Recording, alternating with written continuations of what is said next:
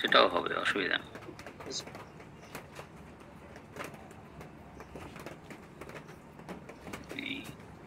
তো আমরা শুরু করি। জি স্যার, আচ্ছা, এইটা গত ক্লাসে এইটা পড়ানোর কথা ছিল, তো কি কারণে জানি হয়নি। যাই হোক, সেটা হলো একটা কথা, গত ক্লাসে তো আমাদের প্রথম ক্লাস ছিল, সেখানে ইনকাম ট্যাক্স সম্পর্কে আপনাদের প্রাথমিক ধারণা দেওয়া হয়েছে এবং প্রত্যেকের ইমেইলে আমাদের সেই প্রেজেন্টেশনটা পাঠিয়ে দেওয়া হয়েছে, বুঝছেন? তো আজকে যেগুলো পড়ানো হবে সেগুলো আপনাকে পাঠানো হবে। তো এই যেটা দেখতে পাচ্ছেন এটাও একটু পরে চলে যাবে আপনার মেইলে, তো ওই দিক থেকে নিশ্চিন্ত থাকেন। আচ্ছা, এখন আসেন যে ইনকাম ইয়ার এবং অ্যাসেসমেন্ট ইয়ারের মধ্যে পার্থক্য কি। তো এটা গত ক্লাসে হয়তো সামান্য কিছু বলছিলাম, তো মানে কিন্তু সে ভুল ছিল, তো ওই জন্য এবার এটাকে কারেকশন করতে হয়েছে আজকে, তো করে আবার এখন দেখাচ্ছি আপনাকে আর কি। তো একটা কথা গত ক্লাসে বলছিলাম যে সহজভাবে বলতে গেলে রবীন্দ্রনাথের সেই গানের মতো, তোমার হলো সারা আমার হলো শুরু, এটা বলছিলাম গত ক্লাসে। তো তার মানে কি, তোমার হলো সারা আমার হলো শুরু, এর মানেটা কি? মানে হলো করদাতার যখন আয় করা সারা হয় ইনকাম ট্যাক্স ডিপার্টমেন্টের, তখন ধরা শুরু হয় পরের বছর। যে বছর মানুষ আয় করে সেই বছরটাকে বলে ইনকাম ইয়ার, বা বাংলায় বলে আয় বর্ষ। তো এই ইনকাম ইয়ারটা usually financial year. Financial year মানে কি?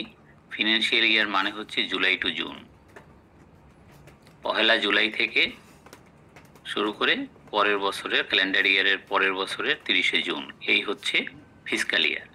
তো আমরা ইনকাম ট্যাক্সে কখনোই ক্যালেন্ডারকে ফলো করি না। আমাদের যদি বছর বলি, শুধু বলি যে year, year means financial year. Financial year means July to June, পহেলা জুলাই থেকে পরের বছরের 30শে জুন, এটা হলো ফিনান্সিয়াল ইয়ার। আর ইন্ডিয়া ইন্ডিয়া তাদের বাজেটে তাদের ফিসক্যাল ইয়ার হচ্ছে এপ্রিল টু মার্চ। আমাদের যেরকম বছর শেষ হয় প্রতি বছর 30শে জুন, ইনকাম ট্যাক্সে ইয়ার এন্ডিং হচ্ছে 30শে জুন, ইন্ডিয়াতে ইয়ার এন্ডিং হচ্ছে 31 মার্চ। এই কারণে আমাদের একটু সুবিধাও হয় বাংলাদেশে, সেটা হলো আমাদের বাজেট অধিবেশন হয় জুন মাসে এবং সেই বাজেট 30শে জুনের মধ্যে পাশ হয়। এবারেরটাও পাশ হয়ে গেছে। এবারেরটা তো বাজেট নাই, সংসদ বাজেট আছে, সংসদ নাই, তো সুতরাং উপদেষ্টা পরিষদে পাশ হয়েছে আর কি। এই এখন এই যে ফিসক্যাল ইয়ারটা বা ফিনান্সিয়াল ইয়ার, মানে ইন্ডিয়া ফলো করে ইংলিশ ফিনান্সিয়াল ইয়ার। তো ইংলিশ ফিনান্সিয়াল ইয়ার হচ্ছে এপ্রিল টু মার্চ। আমি বলছিলাম যে সুবিধা হয়, সুবিধাটা কি, ইন্ডিয়াতে বাজেট পাস হয় মার্চ মাসে, কারণ ইন্ডিয়াতে বছর শুরু হয় পহেলা এপ্রিল। তো ইন্ডিয়াতে কি কি চেঞ্জ আসলো বাজেটে, ইনকাম ট্যাক্সে কি কি চেঞ্জ আসলো বা ভিএটিতে কি চেঞ্জ আসলো, সেগুলো আমরা একটু আগাম দেখতে পারি। কারণ দেখতে পারি হয় কি, ইন্ডিয়া বলেন, পাকিস্তান বলেন, বাংলাদেশ বলেন, এই যে আইন আমরা পড়তেছি অলমোস্ট একই আইন, এবং এর প্যারেন্ট আইন যেটা সেটা একই। সেটা গত ক্লাসে আপনাদের দেখানো হয়েছে যে আমরা এখন যে আইনটা ফলো করি, ইনকাম ট্যাক্স অ্যাক্ট 2023, এর আগে আমি লিগাসিটা দেখানো হয়েছে গত ক্লাসে। এর আগে এই আইনটা ছিল ইনকাম ট্যাক্স অর্ডিন্যান্স 1984, এরশাদের আমলে। তার আগে ছিল মাদার লটা, ছিল ইনকাম ট্যাক্স অ্যাক্ট 1922। 1922 তো আপনি বোঝেনি যে ব্রিটিশ ইন্ডিয়া, তখন তো ভারত স্বাধীন হয়নি। তো ওইটাই হলো প্যারেন্ট ল। তো ওই ল থেকেই কিন্তু পাকিস্তান বলেন, বাংলাদেশ বলেন, ওই উৎপত্তি ওখানেই। তো সুতরাং অলমোস্ট ইন্ডিয়াতে বলেন, এই যে ইনকাম ট্যাক্স আইন আমরা পড়তেছি, ইন্ডিয়াতে বলেন, পাকিস্তানে বলেন, অলমোস্ট সিমিলার, ওই কারণে আর কি। তাইলে আমরা ইনকাম ইয়ারটা মোটামুটি বুঝলাম যে আয় বর্ষ কি, মানুষ যে বছরে আয় করে। কোন বছরে আয় করে? ইউজুয়ালি জুলাই টু জুন, পহেলা জুলাই থেকে শুরু করে পরের বছরের 30শে জুন, এই হচ্ছে এক বছর। এই বছরে মানুষ বলেন, কোম্পানি বলেন, যা আয় করে তার উপর একটা অ্যাকাউন্টস তৈরি হয়। ব্যক্তি হলে তো তার অ্যাকাউন্টস থাকে না, তো তৈরি হয়, তো সেই হিসাবে তার একটা পরের বছরে তার অ্যাসেসমেন্ট হয়। তো যে বছরে মানুষ আয় করে ইউজুয়ালি তার পরের বছরটা হচ্ছে অ্যাসেসমেন্ট ইয়ার। অ্যাসেসমেন্ট ইয়ার শুরু হয় কিন্তু 1 জুলাই থেকে আর শেষ হয় পরবর্তী 30 জুন পর্যন্ত। তার মানে আপনি যদি বলেন যে 2024-25 ইনকাম ইয়ার, তাহলে এর করসপন্ডিং অ্যাসেসমেন্ট ইয়ার কি হবে কেউ বলতে পারবেন? স্যার 25-26। 25-26। কারেক্ট। এই আর কি। তার মানে আমরা শিখলাম, অন্তত এটুকু শিখলাম যে ইনকাম ইয়ার কি হলে অ্যাসেসমেন্ট ইয়ার কি হবে। ইনকাম ইয়ার, একটা কথা মনে রাখবেন, ইনকাম ইয়ার বিভিন্ন রকমের হতে পারে। কীরকম বিভিন্ন রকম হতে পারে? যেমন আপনাকে একটা কথা বলছি যে income year usually July to June, এটা তো একটা স্বাভাবিক ইনকাম ইয়ার। কিন্তু ব্যাংকের জন্য, ব্যাংক, ইন্স্যুরেন্স এবং নন ব্যাংকিং ফাইন্যান্সিয়াল ইনস্টিটিউশনের জন্য আপনার income year must be the calendar year. এটা আইনে বলা আছে, আমাদের আইনে, যে আইন আপনাকে পড়ানো হচ্ছে ইনকাম ট্যাক্স অ্যাক্ট 2023 এর সেকশন 2 সাবসেকশন 15, সেইখানে ইনকাম ইয়ারের ডেফিনেশন দেয়া আছে। সেকশন 2 মানে হচ্ছে সব ডেফিনেশন আপনার আমাদের সেকশন 2 এ, সাবসেকশন হচ্ছে 15। মানে বাংলায় হচ্ছে ধারা হচ্ছে 2, উপধারা হচ্ছে 15। সেইখানে আমি যেখান থেকে পড়াচ্ছি, আপনি ওই রেফারেন্স হচ্ছে ওইটা, ওইখান থেকে আপনি এটা পাবেন। তো সেখানে প্রথম কথা যেটা, সেটা হলো যে income year usually the financial year, that mean July to June, number 1। আর 2 নম্বর কথা হচ্ছে ব্যাংক, বিমা, আর্থিক প্রতিষ্ঠান, এদের income year must be the calendar year, January to December. তো বলতে পারেন যে স্যার এই যে মানে বলতেছেন জুলাই টু জুন, এটা আমাদের হিসাব করা সোজা, যে এই জুলাই টু জুন 2024-25 যদি হয় ইনকাম ইয়ার, ডেফিনেটলি পরের বছর 25-26 হবে অ্যাসেসমেন্ট ইয়ার। কিন্তু যদি 2 নম্বরে যেটা বলা আছে ব্যাংক, বিমা, আর্থিক প্রতিষ্ঠানের ক্ষেত্রে যদি ক্যালেন্ডার ইয়ার হয় ইনকাম ইয়ার, সেক্ষেত্রে অ্যাসেসমেন্ট ইয়ারটা কি হবে? তো ডেফিনেটলি অ্যাসেসমেন্ট ইয়ারটা হবে পরবর্তী 1 জুলাই থেকে যে বছরটা শুরু হবে। তো যদি এখন মনে করেন, আমি একটা উদাহরণ দিই, দেখি আপনারা কেউ পারেন কিনা। ধরেন একটা ব্যাংক, প্রাইম ব্যাংক, প্রাইম ব্যাংকের ইনকাম ইয়ার কি? ইনকাম ইয়ারের আরেকটা ল্যাঙ্গুয়েজ হচ্ছে অ্যাকাউন্টিং ইয়ার। তো প্রাইম ব্যাংকের ইনকাম ইয়ার কি?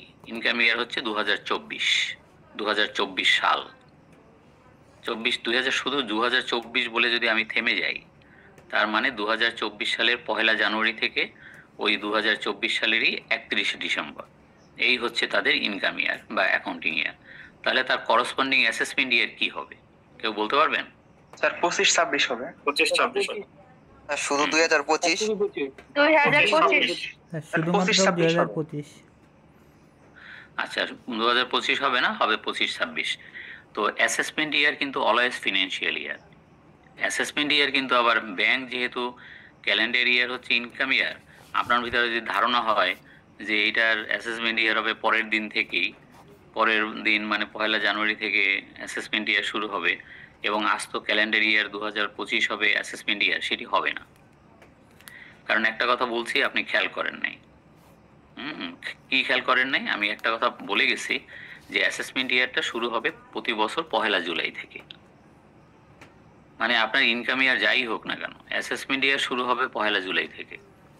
এখন সেই 1 জুলাই কারোর পরের দিনই আসতে পারে, কারোর 6 মাস পরে আসতে পারে। বুঝতে পারছেন?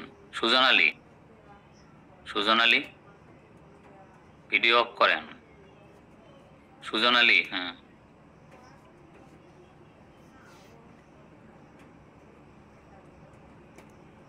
তো সেই কারণে ব্যাংকের ক্ষেত্রে আপনি দেখবেন যে আপনার অ্যাসেসমেন্ট ইয়ারটা আসে 6 মাস পরে, কারণ তার ইনকাম ইয়ার শেষ হয় 31 ডিসেম্বর, এর পরবর্তী 1 জুলাই থেকে তার অ্যাসেসমেন্ট ইয়ারটা শুরু হবে। সেটা 6 মাস পরে আসতে পারে, 9 মাস পরে আসতে পারে, সে যেদিন আসে আসুক। একটা কথা মনে রাখবেন, একটা ক্যালেন্ডারের ভিতরে আপনার 1 জুলাই একটাই থাকে। সারা বছরের ভিতরে 1 জুলাই কিন্তু একটাই, একটার বেশি থাকে না। এ কথা ঠিক কিনা? জি স্যার। ঠিক আছে স্যার। সুতরাং সেই 1 জুলাই থেকেই আপনার অ্যাসেসমেন্ট ইয়ারটা সবসময় 1 জুলাই থেকে, ওইটা একদম ফিক্সড। আচ্ছা, বিদেশি কোম্পানির ক্ষেত্রে যেটা হয় সেটা হলো নর্মালি বিদেশে যা এখানেও তা। ধরেন একটা ইন্ডিয়ান কোম্পানি, বাংলাদেশে অনেক ইন্ডিয়ান কোম্পানির ব্রাঞ্চ অফিস আছে, এখানে অ্যাসেসমেন্ট হয় নন রেসিডেন্ট কোম্পানি হিসেবে। তো মানে তাদের ইনকাম ইয়ারটা কি হবে? তো একটা ইন্ডিয়ান কোম্পানি হতে পারে, আমেরিকান কোম্পানি হতে পারে, তো যে কোম্পানি বিদেশি কোম্পানি হোক, নর্মালি বিদেশে তার প্যারেন্ট কোম্পানির যে ইনকাম ইয়ার, তারা চাইলে বাংলাদেশে যে অপারেশন চলছে সেখানেও তারা একই অ্যাকাউন্টিং ইয়ার বা ইনকাম ইয়ার ফলো করতে পারে। তো করতে গেলে নর্মালি ডিসিটির একটা পারমিশন দরকার হয়, এবং ডিসিটি ইউজুয়ালি পারমিশন দিয়ে দেয়, কারণ তার প্যারেন্ট কোম্পানির সাথে যদি কনসোলিডেটেড অ্যাকাউন্টস তৈরি করতে চায়, তো তখন বাংলাদেশের যদি ইনকাম ইয়ার হয় একরকম, আমেরিকাতে বা ইন্ডিয়াতে হয় একরকম, তাহলে তো মুশকিল। তারা তো মানে কম্বাইন্ড যে অ্যাকাউন্টস তৈরি করবে, সেখানে কনসোলিডেটেড মানে তার ওয়ার্ল্ড ওয়াইড তার যে ব্যবসা ওই কোম্পানির, সেটা তো সে পারবে না। তো এই কারণে তারা চাইলে মানে বাংলাদেশে ব্যবসা করেও তারা ওইটা ফলো করতে পারে, মানে প্যারেন্ট কোম্পানির যা ইনকাম ইয়ার বা অ্যাকাউন্টিং ইয়ার ওইটাই চাইলে ফলো করতে পারে। বুঝতে পারছেন? তাইলে আমরা এ পর্যন্ত 3টা জিনিস শিখলাম। কি শিখলাম? 3টা জিনিস। 1 নম্বরে হচ্ছে income year must be the usually financial year, July to June, number 1। Number 2 শিখলাম যে ব্যাংক, বীমা, আর্থিক প্রতিষ্ঠানের ক্ষেত্রে income year must be the calendar year. আর বিদেশি কোম্পানির বাংলাদেশে যে অ্যাসেসমেন্ট হয়, বাংলাদেশে যে কর নির্ধারণ হয়, তারা যে ট্যাক্স দেয়, তাদের ইনকাম ইয়ারটা কি হবে? ইনকাম ইয়ারটা হলো জাতা, মানে জাতা মানে বিদেশে যা এখানেও তা, এই হলো জাতা। ক্লিয়ার? Clear sir. আচ্ছা, 4 নম্বরে একটা কথা বলা আছে, সেটা হলো ইনকাম ইয়ার ইউজুয়ালি 12 মাস, মানে বছর হয় সাধারণত 12 মাসে বছর হয়। তবে কোনো কোনো ক্ষেত্রে 12 মাসের কমেও বছর হতে পারে, কিন্তু বছর কখনো 12 মাসের বেশিতে হবে না। 12 মাসের বেশিতে কখনো বছর হবে না।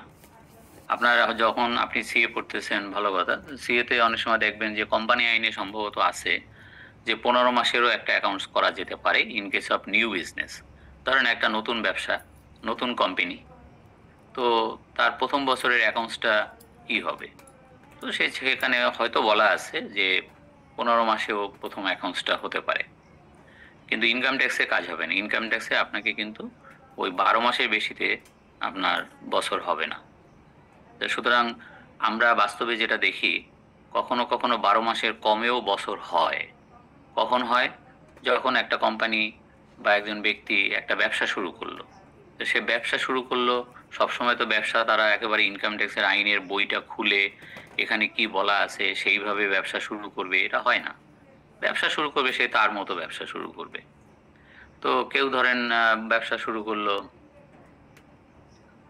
কথার কথা 1 মার্চ থেকে একটা নতুন ব্যবসা শুরু করলো, তাহলে প্রথম বছর তার ইনকাম ইয়ার হবে 4 মাসের, মার্চ, এপ্রিল, মে, জুন, এই 4 মাসে হবে তার ফার্স্ট ইয়ার। এরপর থেকে তো 12 মাস ঠিক হয়ে গেল, জুলাই টু জুন। এইরকম মানে নতুন ব্যবসার ক্ষেত্রে 12 মাসের কমে বছর হতে পারে। কেউ মারা গেলে মারা যাওয়ার আগের দিন পর্যন্ত একটা খণ্ডের বা একটা ভগ্নাংশের একটা অ্যাসেসমেন্ট হবে, তো সেটাও 12 মাসের কম। কেউ চিরতরে বাংলাদেশ ছেড়ে চলে গেলে, এরকম কিছু কিছু ক্ষেত্র আছে যে 12 মাসের কমেও কখনো কেউ ব্যবসা বন্ধ করে দিল, তো ব্যবসা বন্ধ করে দিলে ওই খণ্ডের তো একটা অ্যাসেসমেন্ট হবে, সেটা একটা খণ্ড হয়ে যাবে, সেটা 12 মাসের কম হতে পারে।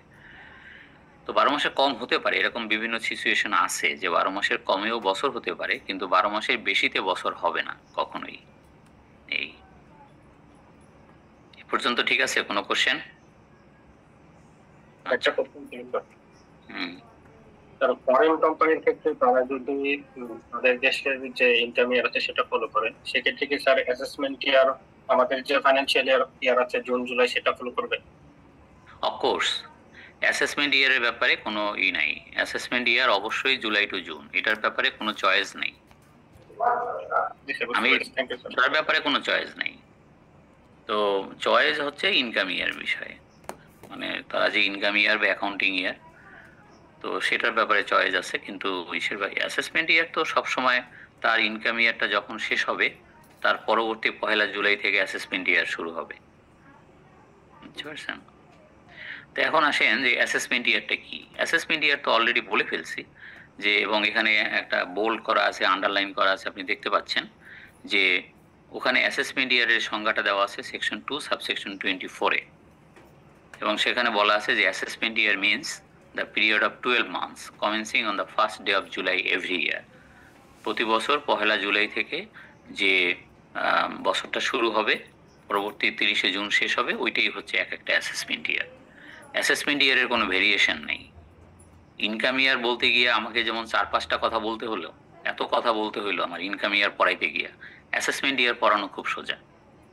Assessment year obviously from 1 July to 30 June, বুঝতে পারছেন? জি স্যার। এখন এখান থেকে এমসিকিউ কি হতে পারে, এখন পরীক্ষায় কি আসতে পারে? ধরেন একটা স্টেটমেন্ট আসলো যে income year maybe less than 12 month but cannot exceed 12 month, এই যেটা 4 নম্বরে লেখা। বাংলা হচ্ছে যে আয় বর্ষ 12 মাসের কমেও হতে পারে, কিন্তু 12 মাসের বেশিতে কখনো হতে পারে না। এই স্টেটমেন্ট যেটা, এটা কি ট্রু অর ফলস? আপনি কোনটা ঠিক ট্রু। বুঝছেন? তো True এইরকম, হ্যাঁ ট্রু তো হবেই। তো এরকম কথা হচ্ছে যে আপনি এক একটা শিখতেছেন, এবং শিখতেছেন যেগুলো, সেখান থেকে কি কি ধরনের কোশ্চেন হতে পারে সে আপনি নিজেও বানিয়ে নিতে পারেন, যে এখান থেকে কি ধরনের কোশ্চেন। আমি একটা নমুনা দেখালাম আপনাকে। এই আরও একটা কোশ্চেন হতে পারে, সেটা হলো যে ব্যাংক, বীমা, আর্থিক প্রতিষ্ঠানের আপনার যে ইনকাম ইয়ার, ইনকাম ট্যাক্সের আইনে যেটা বলা আছে সেকশন 2 সাবসেকশন 15-এ, সেটা কি? ডান পাশে 3-4টা চয়েস আছে, আপনি কোনটাতে ঠিক চিহ্ন দিবেন। মানে ফিনান্সিয়াল ইয়ার, ক্যালেন্ডার ইয়ার, তারপরে বৈশাখ টু চৈত্র, হিজরি ইয়ার, এরকম ধরেন 4টা দেওয়া আছে। ক্যালেন্ডার ইয়ার। ক্যালেন্ডার ইয়ার। এ তো এখন পড়াচ্ছি দেখে আপনি পারতেছেন। তো এরকম আপনি নিজেও এখান থেকে খুঁটে খুঁটে আপনি মানে কোশ্চেন তৈরি করতে পারবেন যে কি কোশ্চেন হতে পারে। এখন এগুলো সিম্পল, এগুলো জানলে ঠিক আছে। এই যে ধরেন পড়াচ্ছি, আপনি শুনতেছেন, করতেছেন, আপনি বুঝতেছেন, তো ইজিলি আপনি অ্যান্সারগুলো করতে পারতেছেন, বুঝছেন? এখন অ্যাসেসমেন্ট ইয়ার তো জুলাই টু জুন, সেটা তো আপনাকে বললামই যে অ্যাসেসমেন্ট ইয়ার এরকমও কোশ্চেন হতে পারে যে ইনকাম ইয়ার কি হলে অ্যাসেসমেন্ট ইয়ার কি হবে। যেমন প্রাইম ব্যাংকেরটা অলরেডি পড়ানো হয়ে গেছে যে প্রাইম ব্যাংকের ইনকাম ইয়ার হলো 2024, তার অ্যাসেসমেন্ট ইয়ার হবে মানে 2025-26, তাই না? জি স্যার। জি স্যার। হ্যাঁ, এখন যদি এটা কোশ্চেন হয় যে একটা ব্যাংকের ইনকাম ইয়ার যদি হয় 2024 বা 2023, তাহলে তার করসপন্ডিং অ্যাসেসমেন্ট ইয়ার কি হবে? 3-4টা দেওয়া আছে ডান পাশে। এখন আপনাকে বলছে মাল্টিপল চয়েস কোশ্চেন, এমসিকিউ, ওইখানে ঠিক চিহ্ন দিতে হবে। পারবেন না? স্যার। এইটা একটু দেখেন যে ইনকাম ইয়ার কি হলে তার করসপন্ডিং অ্যাসেসমেন্ট ইয়ার কি হবে। দেখেন, প্রথমটা হচ্ছে বাংলাদেশের যত কোম্পানি আছে, প্রাইভেট লিমিটেড কোম্পানি অথবা পাবলিক লিমিটেড কোম্পানি, আপনার যত কোম্পানি আছে সবার ইনকাম ইয়ার কিন্তু must be the financial year, July to June হতেই হবে, এটাই ল। আপনি যেন তেনভাবে আপনি যেমন খুশি আপনি একটা কোম্পানি ফর্ম করবেন আর বলবেন যে আমার ইনকাম ইয়ার হবে মানে ধরেন বিভিন্ন রকম আর কি, সেটা হবে না। জুলাই টু জুন আপনাকে হতেই হবে। এখন একটা কোম্পানি বাংলাদেশের, সেই কোম্পানিটার ইয়ার এন্ডিং হচ্ছে 30 জুন 2025, বুঝছেন? তো 30 জুন 2025 মানে আজকে যদি একটা কোম্পানির ইনকাম ইয়ার শেষ হয়, তার মানে তার ইনকাম ইয়ারটা কি, বছরটা কি? 24-25, ক্লিয়ার? জি স্যার।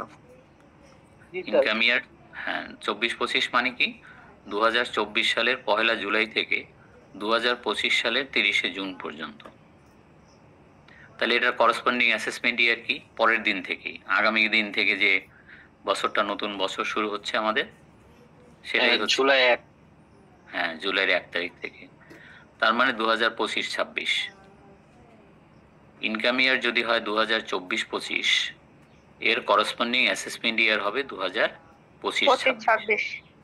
এই পর্যন্তই থাকি। ডান দিকের লেখাটা এখন বললে বুঝবেন না আর কি, ওইটা আরেক দিন আর কি। আর যদি বলেন যে স্যার বলে যান একবারে, বলেও যেতে পারি, সেটা আগে এই সাইডটা ক্লিয়ার করে নিই। আচ্ছা, 2 নম্বর হচ্ছে প্রাইম ব্যাংক। প্রাইম ব্যাংকের ইনকাম ইয়ার শেষ হচ্ছে 31শে ডিসেম্বর 2024। তার মানে এর ইনকাম ইয়ার হচ্ছে আস্ত 2024। আস্ত মানে ওই 2024 সালের 1 জানুয়ারি থেকে কি 31শে ডিসেম্বর, মানে স্যার তাহলে- ক্যালেন্ডার ইয়ার। ক্যালেন্ডার ইয়ার। হ্যাঁ, এই যে 2024 লেখা, তার মানে কি আস্ত? আস্ত মানে কি? জানুয়ারি মাসের 1 তারিখ থেকে ডিসেম্বর 31 তারিখ। বুঝছেন? তো আস্ত 2024 সাল হচ্ছে ইনকাম ইয়ার। তাহলে এটা করসপন্ডিং অ্যাসেসমেন্ট ইয়ার কি হবে? 2025-26। 25। তার মানে এই 2025-26-এ 25-26 মানে কি? 25-26 মানে হলো 1 জুলাই 2025 থেকে 30শে জুন 2026। তাহলে বলতে পারেন যে স্যার 1 নম্বরে তো আমরা যেটা পড়লাম, এটার তো এটা অ্যাসেসমেন্ট ইয়ার শুরু হবে একদিন পর থেকেই, মানে আজকে রাত পোহালেই মানে নতুন অ্যাসেসমেন্ট ইয়ারটা শুরু হবে 25-26। কিন্তু ওর 2 নম্বরে যেটা, ওর মানে 1 জুলাই বা অ্যাসেসমেন্ট ইয়ার আসতে তো আরো 6 মাস লাগবে, তাই না? জি স্যার। জি স্যার। সে আসে, আসুক, মানে যার যখন অ্যাসেসমেন্ট ইয়ার আসুক, কিন্তু ফর্মুলা কিন্তু এই। আপনি যেটা বলছিলেন, আমি বলছিলাম আপনাকে যে একটা প্রাইম ব্যাংকের যদি 2024 সাল হচ্ছে তাদের অ্যাকাউন্টিং ইয়ার বা ইনকাম ইয়ার, তার অ্যাসেসমেন্ট ইয়ার কি হবে? অনেকে পট করে বলে ফেলছেন 2025, কিন্তু সেটা হবে না। আপনি যদি বলেন 2025, তার মানে 2025-এর 1 জানুয়ারি থেকে, সেটি হবে না। Assessment year must begin from 1 July. তো 2025-26 হচ্ছে তার অ্যাসেসমেন্ট ইয়ার। ইকুয়ালি একটা ইন্ডিয়ান কোম্পানির ইনকাম ইয়ার শেষ হয় যদি, ইন্ডিয়ান কোম্পানির বাংলাদেশে যে ব্রাঞ্চ, বাংলাদেশে যে কোম্পানি সেট আপ, সেটার ধরেন ইনকাম ইয়ার শেষ হচ্ছে 31শে মার্চ 2025। তার মানে কি? তার মানে হচ্ছে তাদের অ্যাকাউন্টিং ইয়ার হচ্ছে 1 এপ্রিল 2024 থেকে 31 মার্চ 2025। তাহলে তার করসপন্ডিং অ্যাসেসমেন্ট ইয়ারটা কি হবে? করসপন্ডিং অ্যাসেসমেন্ট ইয়ার হবে 25-26। তার মানে কি 3 মাস পরে তাদের অ্যাকাউন্টিং ইয়ারটা যখন শেষ হচ্ছে, তার 3 মাস পরে তার অ্যাসেসমেন্ট ইয়ার শুরু হচ্ছে। আমি যে উদাহরণ আপনাকে দিচ্ছি, যে এক্সাম্পল দিচ্ছি, সেখানে আপনি দেখতে পাচ্ছেন যে কারোর অ্যাসেসমেন্ট ইয়ার আসে পরের দিন থেকেই, কারোর অ্যাসেসমেন্ট ইয়ার আসে 6 মাস পরে, কারোর আসে 3 মাস পরে। তো এরকম ভ্যারাইটিস হতে পারে, তাতে কিছু যায় আসে না। বাট অ্যাসেসমেন্ট ইয়ার, ও বাবা, এটা ফিক্সড, ওটা 1 জুলাই থেকেই। তো কোন 1 জুলাই থেকে? আপনার ইনকাম ইয়ার যখন শেষ হলো তার পরবর্তী 1 জুলাই থেকে। এটুকু তো বুঝছেন নাকি? জি স্যার। জি স্যার। এই আর কি।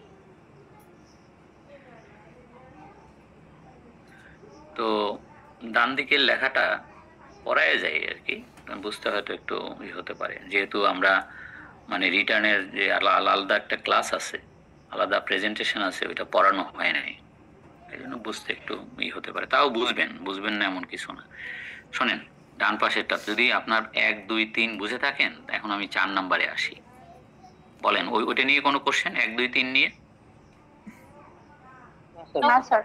No sir. এটা ক্লিয়ার না? আরেকবার স্যার কিছু না করলে একটু শর্ট টাইমে বুঝে দিলে ক্লিয়ার হতো স্যার। আরেকটু মানে কোনটা বোঝেন নাই আপনি? কোনটা বোঝেন নাই?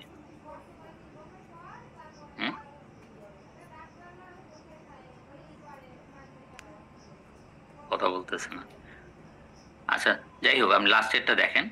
তো লাস্টেরটা হচ্ছে যে কারো, প্রথমটা থেকেই ধরি, আইনটা কি? কোম্পানির ক্ষেত্রে মানে বলা হচ্ছে যে ব্যক্তি এবং হিন্দু আনডিভাইডেড ফ্যামিলি, ব্যক্তি এবং হিন্দু আনডিভাইডেড ফ্যামিলি বাদে তাদের রিটার্ন দাখিলের লাস্ট ডেট কবে? তো এখন বলতে পারেন তাহলে স্যার ইন্ডিভিজুয়াল এবং হিন্দু আনডিভাইডেড ফ্যামিলি এদের লাস্ট ডে কবে? এদের লাস্ট ডে হচ্ছে 30th নভেম্বর। প্রতি বছর 30শে নভেম্বর রিটার্ন দাখিল করতে হয়। আমরা যারা ব্যক্তি ব্যক্তি বলেন বা হিন্দু আনডিভাইডেড ফ্যামিলি বলেন, হিন্দু আনডিভাইডেড ফ্যামিলি যদিও একটা স্ট্যাটাস, তো এইটা বাংলাদেশে নাই বললেই চলে। এখন সবই ডিভাইডেড, হিন্দু মুসলিম যাই বলেন, এখন সবই ছোট ছোট ফ্যামিলি। এখন এরকম জয়েন্ট ফ্যামিলি এক হাঁড়িতে রান্না হয় এরকম মানে পিকচারটা আপনি আর এখন পাবেন না। আচ্ছা সে যাই হোক, তারপরও স্ট্যাটাস হিসাবে এটা আছে, যেহেতু অতীতে এটা ছিল, বর্তমান আইনেও সেই উত্তরাধিকার হিসাবে চলে আসছে। মূলত ব্যক্তির মানে রিটার্ন দাখিলের লাস্ট ডেট হচ্ছে 30শে নভেম্বর প্রতি বছর। তার মানে একজন ব্যক্তি আমরা প্রতি বছর রিটার্ন দাখিলের জন্য আমরা 5 মাস সময় পাই। 5 মাস মানে আমার ইনকাম ইয়ার শেষ হয় 30শে জুন, মানে আজকে 30শে জুন 2025। তো আজকে ইনকাম ইয়ার আমার শেষ হচ্ছে, তাহলে আমার অ্যাসেসমেন্ট ইয়ার হচ্ছে 2025-26 এবং আমাকে রিটার্ন দিতে হবে কত তারিখের মধ্যে? কেউ বলতে পারবেন? 30 নভেম্বরের সেপ্টেম্বর ভিতর। সেপ্টেম্বর 15। স্যার 30 নভেম্বরের ভিতর। 30শে নভেম্বর। 30 নভেম্বর। হ্যাঁ, পড়াইলাম এতক্ষণ 30শে নভেম্বর, আর বলে এক একজন এক একটা। বললাম আমরা যারা ব্যক্তি আমাদেরকে প্রতি বছর 30শে নভেম্বরের মধ্যে রিটার্ন দিতে হয়। তার মানে 30শে নভেম্বর, এই যে একটা এমসিকিউ যে একজন ব্যক্তিকে কত তারিখের মধ্যে রিটার্ন দিতে হয়, ডান পাশে 4-5টা ডেট আমি লিখে দিলাম। আপনি কোনটাতে টিক চিহ্ন দিবেন? আপনি টিক চিহ্ন দিবেন 30শে নভেম্বর। ক্লিয়ার? স্যার এই জিনিসটা একটু আবার একটু বুঝাবেন? কোনটা?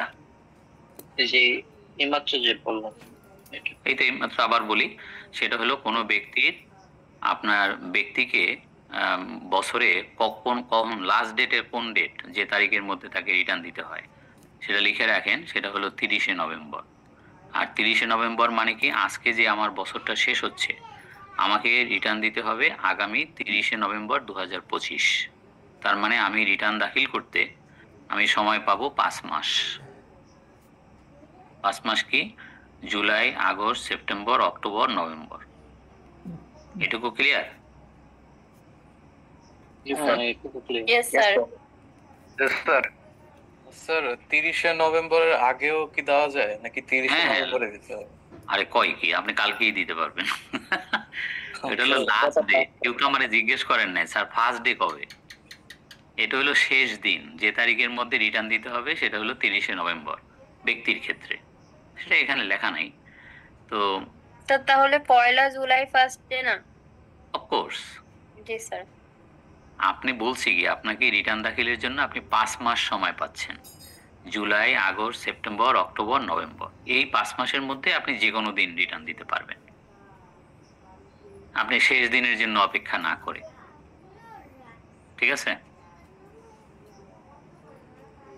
আচ্ছা, তাহলে এটা গেল ব্যক্তির। এবং এখন হচ্ছে যে ব্যক্তি বাদে বাকি সবার কিন্তু রিটার্ন দাখিল করতে হয়। বলতে পারেন স্যার ব্যক্তি এবং হিন্দু আনডিভাইডেড ফ্যামিলি বাদে বাকি কারা?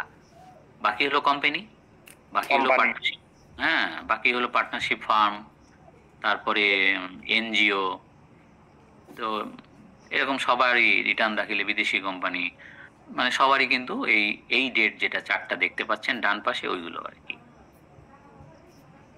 আচ্ছা, এখন আইনটা কি? আইনটা হলো কোম্পানির ক্ষেত্রে আইন হচ্ছে তারা 8.5 মাস সময় পাবে। ইনকাম ইয়ার শেষ হওয়ার পরবর্তী 8.5 মাসের মধ্যে রিটার্ন দাখিল করতে হবে। 8.5 মাস। এখন ইনকাম ইয়ার শেষ হয়েছে কবে, বা অ্যাকাউন্টিং ইয়ারটা শেষ হয়েছে কবে? 30শে জুন, আজকে আর কি, 30শে জুন 2025।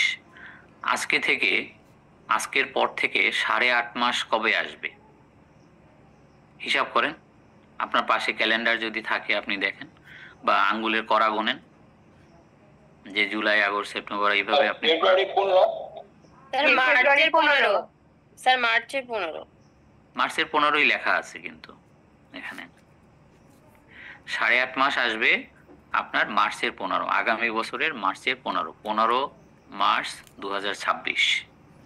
তার মানে একটা কোম্পানি, বাংলাদেশি একটা কোম্পানি, তার ইয়ার এন্ডিং হচ্ছে 30শে জুন 2025, মানে আজকে তাকে রিটার্ন দিতে হবে আগামী 15ই মার্চ 2026-এর মধ্যে। মানে 8.5 মাসের মধ্যে। 1 নাম্বারটা ক্লিয়ার, 2 নাম্বারটাও ঠিক তাই। স্যার আমরা হচ্ছে নিকিন সেনের বাংলাদেশ ইনকাম ট্যাক্স বইটাতে পড়ছি 7.5 মাস আর কি। ভুলে যান। আচ্ছা, যেটা পড়ানো হচ্ছে ফলো করে। না স্যার পড়ছি না, ওইটার জন্য জিজ্ঞেস করার। ভুলে যান। আচ্ছা, তারপরে 2 নম্বরে হচ্ছে প্রাইম ব্যাংক। তো প্রাইম ব্যাংকের ইনকাম ইয়ার কি, অ্যাসেসমেন্ট ইয়ার কি, সবই তো দেখছেন। তো প্রাইম ব্যাংকেও ইকুয়ালি 8.5 মাসের মধ্যে রিটার্ন দাখিল করতে হবে। 8.5 মাস। তো প্রাইম ব্যাংকের অ্যাকাউন্টিং ইয়ারটা শেষ হয়েছে কবে? 31 ডিসেম্বর 2024। তাকে রিটার্ন দাখিল করতে হবে কবে? সেপ্টেম্বর 15 তারিখ। Yes, 15 September 2025। তো তার মানে সেও কিন্তু 8.5 মাস সময় পাচ্ছে। ক্লিয়ার? জি স্যার। জি স্যার। আচ্ছা, 3 নাম্বারটা ইন্ডিয়ান কোম্পানি। ইন্ডিয়ান একটা কোম্পানি, বাংলাদেশে গুলশানে তার অফিস। এখন এই কোম্পানির ইন্ডিয়ান যে ফিনান্সিয়াল ইয়ার ওইটাই ফলো করে তারা। তো এখন তাদের ইনকাম ইয়ার শেষ হচ্ছে 31 মার্চ 2025 এবং 3 নাম্বারটা দেখতেই পাচ্ছেন। ইকুয়ালি তাকেও 8.5 মাসের মধ্যে রিটার্ন দাখিল করতে হবে। হিসাব করে দেখেন যে 3 নাম্বারটা 8.5 মাস আসে 15 ডিসেম্বর 2025। সেভাবেই লেখা, কিন্তু এগুলো সাজানো কিন্তু সেভাবেই, বুঝছেন? তো মানে কথা কি, কথা হচ্ছে যে আপনাকে ইউজুয়ালি প্রত্যেকটা কোম্পানি তাকে রিটার্ন দাখিল করতে হবে 8.5 মাসের মধ্যে। তার বছর যখন শেষ হবে তার 8.5 মাসের মধ্যে তাকে রিটার্ন দাখিল করতে হবে। তবে 4 নাম্বারটা হলো তার ব্যতিক্রম। তবে একটা কথা বলছে যে সেই 8.5 মাস যদি 15 সেপ্টেম্বরের আগে এসে পড়ে তাহলে আগে দিতে হবে না, তাকে রিটার্ন দিতে হবে 15 সেপ্টেম্বর। যেমন 4 নাম্বারের উদাহরণটা একটু দেখেন, একটু ব্যতিক্রম 4 নাম্বারটা। সেটা কি? ধরেন একটা আমেরিকান কোম্পানি, তাদের ইনকাম ইয়ারটা হচ্ছে এরকম বিদঘুটে। কিরকম? 1 অক্টোবর 2024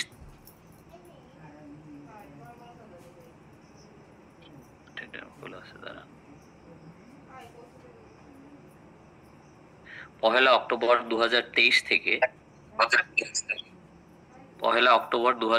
থেকে 31 সেপ্টেম্বর 2024 এই হচ্ছে তাদের ইনকাম ইয়ার। তো যদি এই ইনকাম ইয়ার হয় তার করসপন্ডিং অ্যাসেসমেন্ট ইয়ার কি হবে? করসপন্ডিং অ্যাসেসমেন্ট ইয়ার হবে 2025-26। 2025-26 মানে কি? কতদিন পরে আসবে অ্যাসেসমেন্ট ইয়ার বলতে পারবেন? স্যার 25 জুলাই 1 থেকে 26 9 মাস স্যার। 10। হ্যাঁ, মানে 9 মাস পরে তার অ্যাসেসমেন্ট ইয়ার শুরু হবে। চিন্তা করে দেখেন, মানে 31 সেপ্টেম্বর 2024 যদি ইনকাম ইয়ারটা বা অ্যাকাউন্টিং ইয়ারটা শেষ হয়, তার করসপন্ডিং অ্যাসেসমেন্ট ইয়ার হচ্ছে 25-26 ডেফিনেটলি।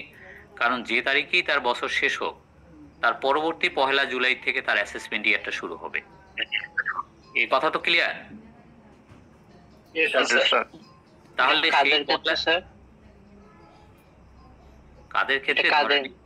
এইটা বলছি যে কোনো একটা বিদেশি কোম্পানি, ধরেন একটা আমেরিকান কোম্পানি, তার ইনকাম ইয়ার হচ্ছে এরকম। এই কথাই তো বলতেছি, আপনাকে শুনতেছেন না কেন? এখন আবার পট করে বলেন আমাকে কাদের জন্য এটা। সরি স্যার, খেয়াল করিনি।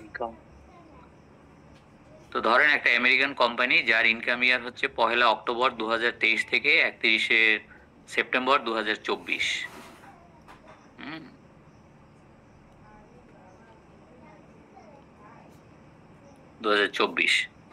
তো এই যদি হয় একটা বিদেশি কোম্পানি, সোজা কথা, তো তাহলে তার অ্যাকাউন্টিং ইয়ার বা ইনকাম ইয়ার তো আমরা বুঝলাম। তাহলে করসপন্ডিং অ্যাসেসমেন্ট ইয়ার হবে 9 মাস পরে, তার 1 জুলাই আসবে। আপনি মানে খুঁজে দেখেন যে সেপ্টেম্বর 2024-এর পরে 1 জুলাই আসবে পরের বছরের 2025 সালের 1 জুলাই, তার মানে 25-26।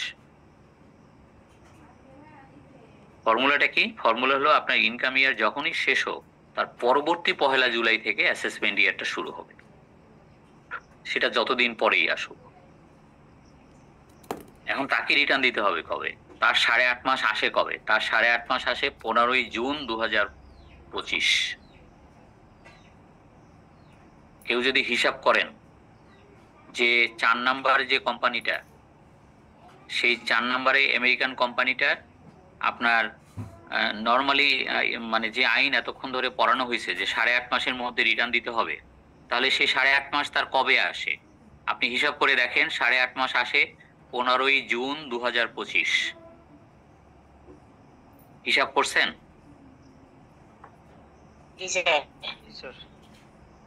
8.5 মাস আসে 15 জুন 2025, কিন্তু আইনে বলছে যে 15 জুন 2025-এর মধ্যে রিটার্ন দিতে হবে না, তাকে রিটার্ন দিতে হবে আরো পরে।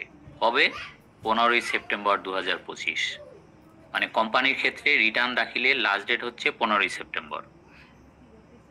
তো একটা অ্যাসেসমেন্ট ইয়ার শুরুই হয় 1 জুলাই থেকে। তো শুরু হওয়ার আগে 15 জুন সে রিটার্ন দিবে কিসের ভিত্তিতে? অ্যাসেসমেন্ট ইয়ার শুরু হওয়ার আগে তো রিটার্ন দেওয়া যাবে না, নেওয়াও যাবে না। সুতরাং তারা একটু প্রিভিলেজড, 4 নম্বরে তারা একটু প্রিভিলেজড। সেখানে আইনে বলছে যে নর্মালি 8.5 মাস, কিন্তু যদি দেখা যায় যে কারোর 8.5 মাস এমন একটা বিদঘুটে তারিখে পড়ছে যে সেটা অ্যাসেসমেন্ট ইয়ারের আগে বা অ্যাসেসমেন্ট ইয়ার শুরু হওয়ার মানে 15 সেপ্টেম্বর মানে হয় না, আসে নাই এখনো, তাহলে তাকে দিতে হবে না। তার জন্য যথেষ্ট লম্বা সময় পাওয়া যাচ্ছে, তাকে 15 সেপ্টেম্বরের মধ্যে রিটার্ন দিতে হবে। ক্লিয়ার? তাহলে আমরা এটাকে শর্টে হয়ে বলতে পারি যে অন্য সবকিছুর ক্ষেত্রে রিটার্ন হচ্ছে 8 মাসের মধ্যে দাখিল করতে হবে। জি না, জি না, জি না, 8 মাস না, 8.5 মাস। 8.5 মাস। শুধু বিদেশি কোম্পানির ক্ষেত্রে। হ্যাঁ, ইনকাম ইয়ার থেকে 8.5 মাসের মধ্যে। আর বিদেশি কোম্পানিগুলোর ক্ষেত্রে তাদের লাস্ট ডেট হচ্ছে 15 সেপ্টেম্বর। না না, বিদেশি সব কোম্পানির না, আমি দুইটা বিদেশি কোম্পানির উদাহরণ এখানে নিয়ে আসছি, 3 নাম্বার এবং 4 নাম্বার, আপনাকে বোঝানোর জন্য। 3 নাম্বারটা ঠিক আছে, 3 নাম্বারটা 8.5 মাস ঠিক আছে, ঠিক আছে, কিন্তু 3 নাম্বারটাও খেয়াল করেন, একটা ইন্ডিয়ান কোম্পানি, তাই সেই ইন্ডিয়ান কোম্পানি তাকে কি 15 সেপ্টেম্বর রিটার্ন দাখিল করতে হবে? না, তাকে রিটার্ন দাখিল করতে হবে 15 ডিসেম্বর, কারণ তার 8.5 মাস আসবে 15 ডিসেম্বরে। তো বলতে পারেন যে স্যার এই যে 3 নাম্বার এবং 4 নাম্বারের ভিতরে বিভেদটা কি? 3 নাম্বারের ক্ষেত্রে যে 8.5 মাস আসছে সেটা তো অ্যাসেসমেন্ট ইয়ার শুরু হওয়ার পরে আসছে, সুতরাং ওটাতে কোনো অসুবিধা নেই। কিন্তু 4 নাম্বারে যে উদাহরণটা দিলাম সেখানে তো দেখা যায় যে তার যদি 8.5 মাস হিসাব করি একটা বিদঘুটে তারিখ আসে, সেই তারিখটা কি? 15 জুন 2025। আরে বাবা, 15 জুন 2025 তো অ্যাসেসমেন্ট ইয়ারই শুরু হয়নি, তো সে রিটার্ন দিবে কিভাবে? তো তার জন্য একটু রিল্যাক্সড। মানে যেই কোম্পানির হচ্ছে অ্যাসেসমেন্ট ইয়ার শুরু হয়নি তাদের ক্ষেত্রে লাস্ট ডেট হচ্ছে 15 সেপ্টেম্বর। শুধু তাই না, ধরেন আমি আরেকটা 5 নাম্বারে আরেকটা নতুন উদাহরণ জিনিসটা স্যার কনফিউজ করে দিতে। হ্যাঁ, আপনি তো এই জন্যই তো পড়ানো আপনাকে পড়াচ্ছি। যদি সব সোজা হইতো আপনি তো বই খুলে আপনি নিজেই পড়তে পারতেন, তাহলে আমারই লাগতো কেন? পুরোটা কনফিউজ হয়ে যাইতেছে এই জিনিসটা। আমি তো কনফিউজ তো বটেই, এই জন্যই তো এত কষ্ট করতেছি, আপনাকে বোঝানোর জন্য তো চেষ্টা কম করতেছি না।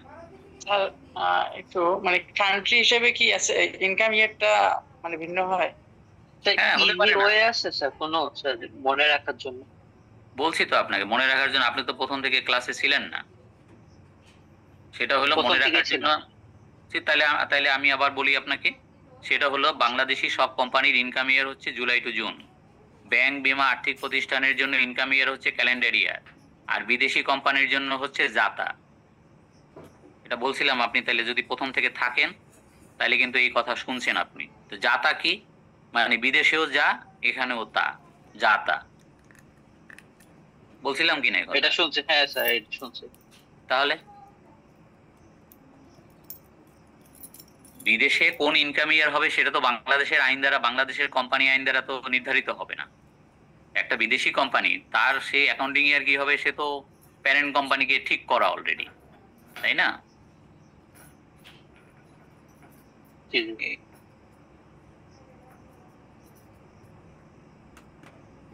ক্লিয়ার? এটুকু ক্লিয়ার যেটুকু পড়ানো হলো? কোনো হ্যাঁ কোশ্চেন? এইটুকু clear। হ্যাঁ এখন এখান থেকে যে ধরনের কোশ্চেনই আসুক আপনার পারার কথা, তাই না? জি স্যার চলো। এখন আরেকটা কথা বলছিলাম যে অ্যাসেসমেন্ট ইয়ার বা ইনকাম ইয়ার, কখনো যে ব্যবসা বন্ধ হয়ে গেল, কোনো ব্যক্তি চিরতরে বাংলাদেশ ছেড়ে চলে গেল, এই সমস্ত ক্ষেত্রে কিন্তু ইনকাম ইয়ারটা মেবি লেস দ্যান 12 মান্থ, এবং তার অ্যাসেসমেন্টও অনেক সময় এক্সেপশন হয়। সেটা হলো তার এমার্জেন্সি ভিত্তিতে তার যে ব্যক্তি চিরতরে বাংলাদেশ ছেড়ে চলে যাচ্ছে, এখন তারে যদি বলা হয় যে আপনি একটু দাঁড়ান, প্লেনে উঠেন না, এখনো অ্যাসেসমেন্ট ইয়ার আসে নাই, এ কথা বললে তো সে শুনবে না। তো তার জন্য ধরি মরি পড়ি তারটা ওই ভুলে যেতে হবে যে ইনকাম ইয়ার কখন শেষ হলে অ্যাসেসমেন্ট ইয়ার কখন শুরু হবে, ওটাতে কাজ হবে না। তখন আবার দেখা যাবে যে ইনকাম ইয়ার এবং অ্যাসেসমেন্ট ইয়ার একই হয়ে গেছে।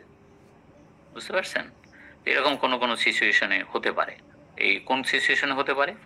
কোনো ব্যক্তি ধরেন ব্যবসা বন্ধ করে দিছে, এখন সে ব্যবসা বন্ধ করছে কবে? ব্যবসা বন্ধ করছে ধরেন 31 মার্চ। 31 মার্চে যদি ব্যবসা বন্ধ করে, তার তো অ্যাসেসমেন্ট ইয়ার আসবে আরো 3 মাস পরে, এপ্রিল মে জুন, 1 জুলাই থেকে তার অ্যাসেসমেন্ট ইয়ার শুরু হবে। অ্যাসেসমেন্ট ইয়ার শুরু না হলে তো তার অ্যাসেসমেন্ট করা যাবে না। অ্যাসেসমেন্ট মানে কি? অ্যাসেসমেন্টের বাংলা হচ্ছে কর নির্ধারণ, তার কত টাকা ট্যাক্স হবে, কি হবে, সেগুলো ধার্য করা। সেটা তো পারা যাবে না। তাহলে তাকে কি বলতে হবে যে ঠিক আছে 3 মাস অপেক্ষা করেন, তারপরে 3 মাস পরে তো তার খোঁজই পাওয়া যাবে না, সে তো ব্যবসা বন্ধ করে কোথায় চলে যাবে তার কোনো ঠিক নাই। এই জন্য বলছে ধরি মরি পড়ি, তার ওই মুহূর্তেই তাকে অ্যাসেসমেন্ট করে দিতে হবে, তার ওই খণ্ডের ওই 9 মাসের। ওই যে 31 মার্চ যে ব্যবসা বন্ধ করে দিল, তার মানে সর্বশেষ সে ব্যবসা করছে 9 মাস।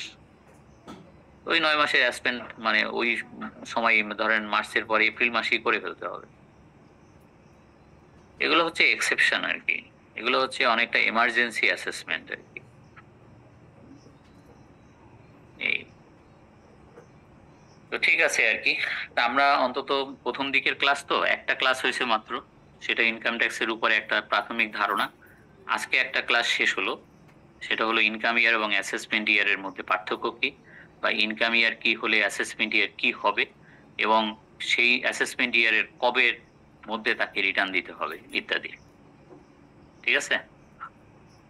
একটা কোশ্চেন ছিল স্যার। হ্যাঁ, এখন যত কোশ্চেন আছে, যার যত কোশ্চেন আছে এখান থেকে বলতে পারেন। আপনি স্যার প্রাইম ব্যাংক, এখন কি স্যার এইটাই যে সময়সীমাটা, এটা কি শুধু প্রাইম ব্যাংক না কি সোনালী রূপালী তারপর অন্য যে কোনো ব্যাংক আছে সবগুলোর জন্যই? সব ব্যাংক, সব ব্যাংক। প্রাইম ব্যাংক মানে আমি তো, আমাকে পড়াইতে গেলে তো একটা উদাহরণ দিতে হবে, জি সেই স্যার। উদাহরণ হিসেবে আমি বলছি প্রাইম ব্যাংক। এটা সোনালী ব্যাংক বলতে পারতাম, একই। আর কোনো কোশ্চেন? এই ক্ষেত্রে লাস্টে যেটা মানে 4 নম্বরে যেটা দেওয়া আছে সেটা কি যে কোনো কোম্পানির ক্ষেত্রে না শুধু ফরেন কোম্পানির ক্ষেত্রে? Foreign company, foreign company. ওই 3 নাম্বার এবং 4 নাম্বার এই দুইটা ফরেন কোম্পানি কিন্তু। অন্যান্য দেশের যদি থাকে তাহলে ওইগুলারও তো স্যার ইনকাম ইয়ার আলাদা হইতে পারে। হ্যাঁ অবশ্যই। এখানে তো আমি 4টা লিখছি, এখানে আরো 4টা দিতে পারি, বুঝছেন? জি আরো স্যার, এরকম এখানে- বিদঘুটে বিদঘুটে বানাই বানাই আমি দিতে পারি। বলেন। তাহলে কি বিদ্যুতে আর দুই একটা এক্সাম্পল দেওয়া যায়?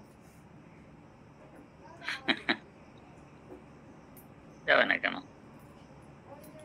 স্যার এখানে কি আমরা 3 আর 4 এর ক্ষেত্রে বলতে পারি না আমার ইনকাম ইয়ার শেষ হওয়ার 8.5 মাস অথবা 15 day of September which come letter?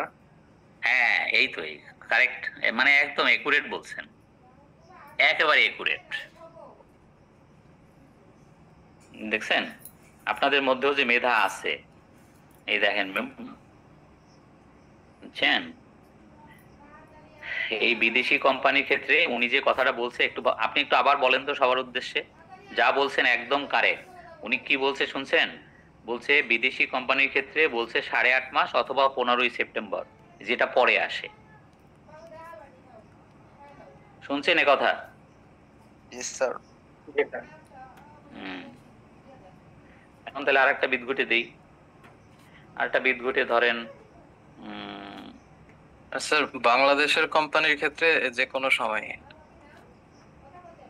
Bangladeshi কোম্পানির ক্ষেত্রে যে কোনো সময় মানে কি কইলো এতক্ষণ? সারাদিন সাড়ে আট করোনা, মাস। এটা কি বললেন আপনি? স্যার মাঝখানে আমি একটু কাট হয়ে গেছিলাম তো স্যার, বাংলাদেশি কোম্পানির জন্য 8.5 মাস। সেম রুলটাই। হুম,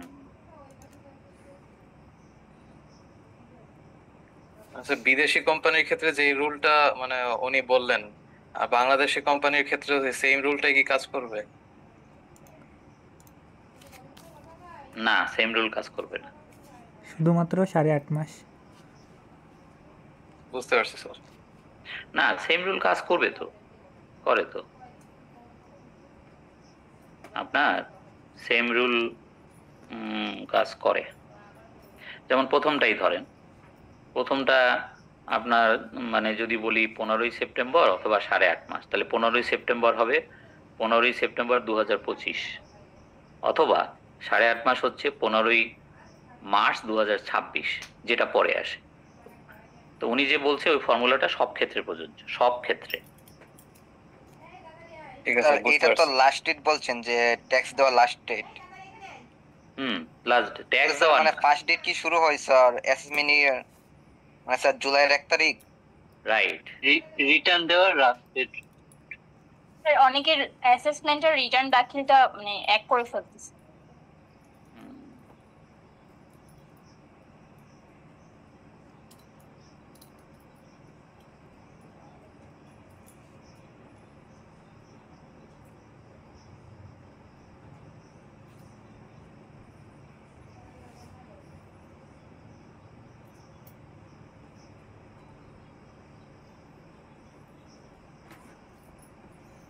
দিলাম, আর একটা বিদঘুটে দিলাম।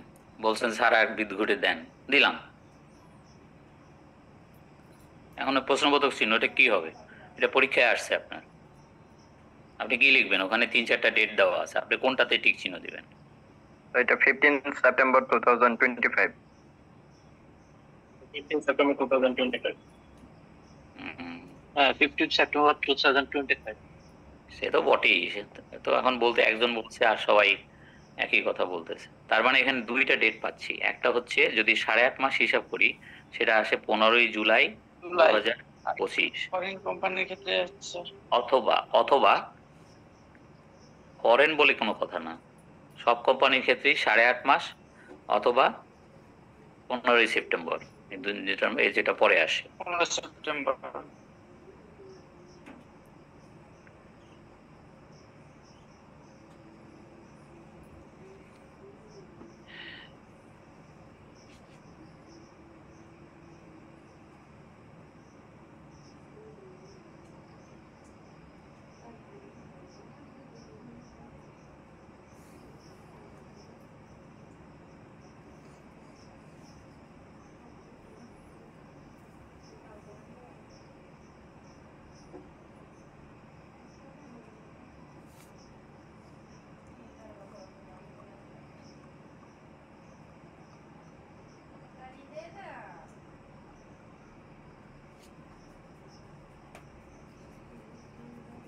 ঠিক আছে?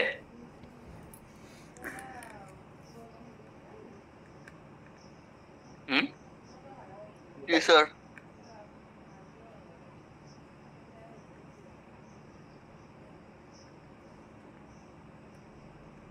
তাহলে এটা পড়ানো শেষ, এটা বন্ধ করে দিচ্ছি, এটা পাঠিয়ে দেবো আপনার মেইলে। পাঠায় কতটা পান নাই আপনি আপনার মেইলে আগের দিনেরটা? জি স্যার পেয়েছি। জি স্যার পেয়েছি। এগুলো পেয়ে যাবেন।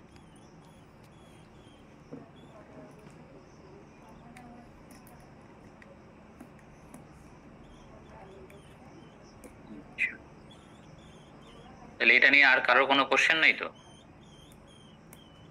না স্যার। না স্যার।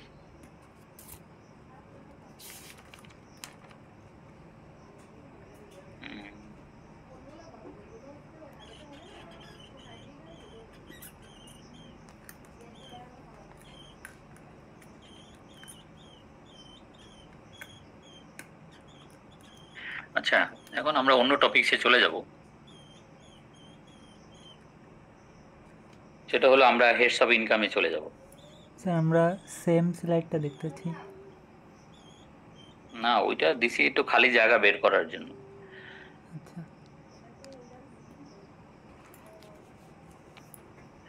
আচ্ছা, এইখানে দেখেন heads of income.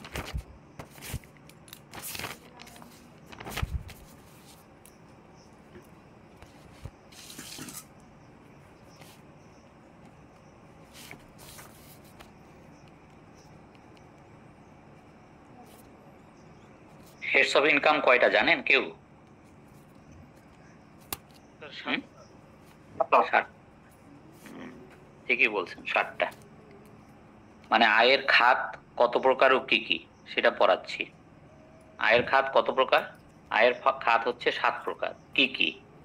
Sir sir individual হতে পারে, রেন্ট হতে পারে, এগ্রিকালচার হতে পারে, বিজনেস হতে পারে।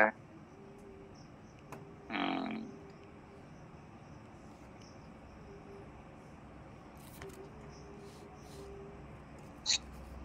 Income from salary, income from rent.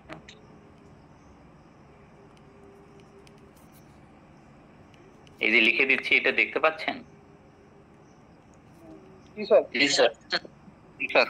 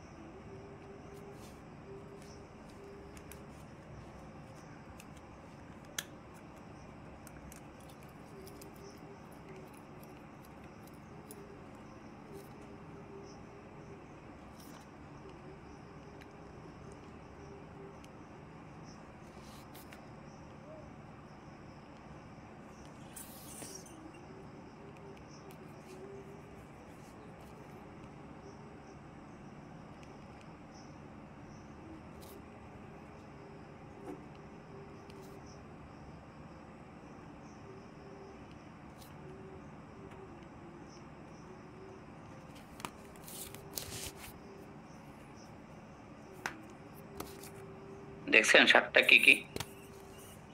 G sir. জি স্যার। এই 7টার প্রথমটা হলো চাকরি থেকে আয়, যেটা আজকে পড়ানো হবে। তো আমরা এই হেডস অফ ইনকাম দিয়ে শুরু করব। তো এরপরে হলো বাড়ি ভাড়া হইতে আয় 2 নম্বর, 3 নম্বর হলো কৃষি আয়, 4 নম্বর হলো ব্যবসা থেকে আয়, 5 নম্বর হলো মূলধনী আয়, 6 নম্বরে হলো ইনকাম ফ্রম ফিনান্সিয়াল অ্যাসেট, মানে আর্থিক সম্পদ হইতে আয়, যেমন আপনার ব্যাংক ইন্টারেস্ট, ডিভিডেন্ড, এগুলো সঞ্চয়পত্রের সুদ, এগুলো সব আসবে 6 নম্বরে। আর লাস্টে হচ্ছে ইনকাম ফ্রম আদার সোর্স, মানে প্রথম 6টাতে যেগুলো যাবে না সেটা মানে 7 নম্বরে যাবে, যদি এমন কোনো খাত আসে। ঠিক আছে? স্যার তাহলে ইনকামের যে 7টা হেড কি কি এটাও আমরা শিখলাম। এখন এক এক করে আমরা সেই সব জায়গায় যাব।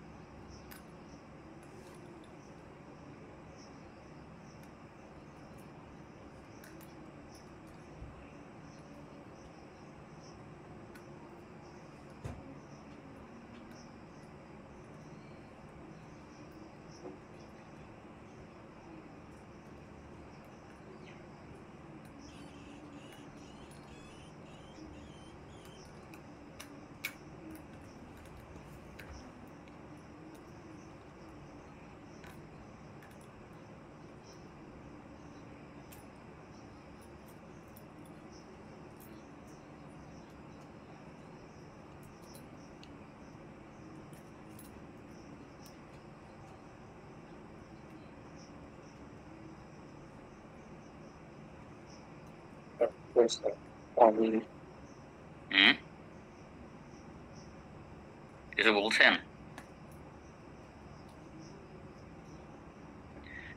কিছু বলছেন নাকি শুরু করব? শুরু করেন। ইয়েস স্যার, শুরু করেন। আচ্ছা দেখেন, এইভাবে আমরা চেষ্টা করব সিরিয়ালি যাওয়ার, এক একটা হেড শেষ করার।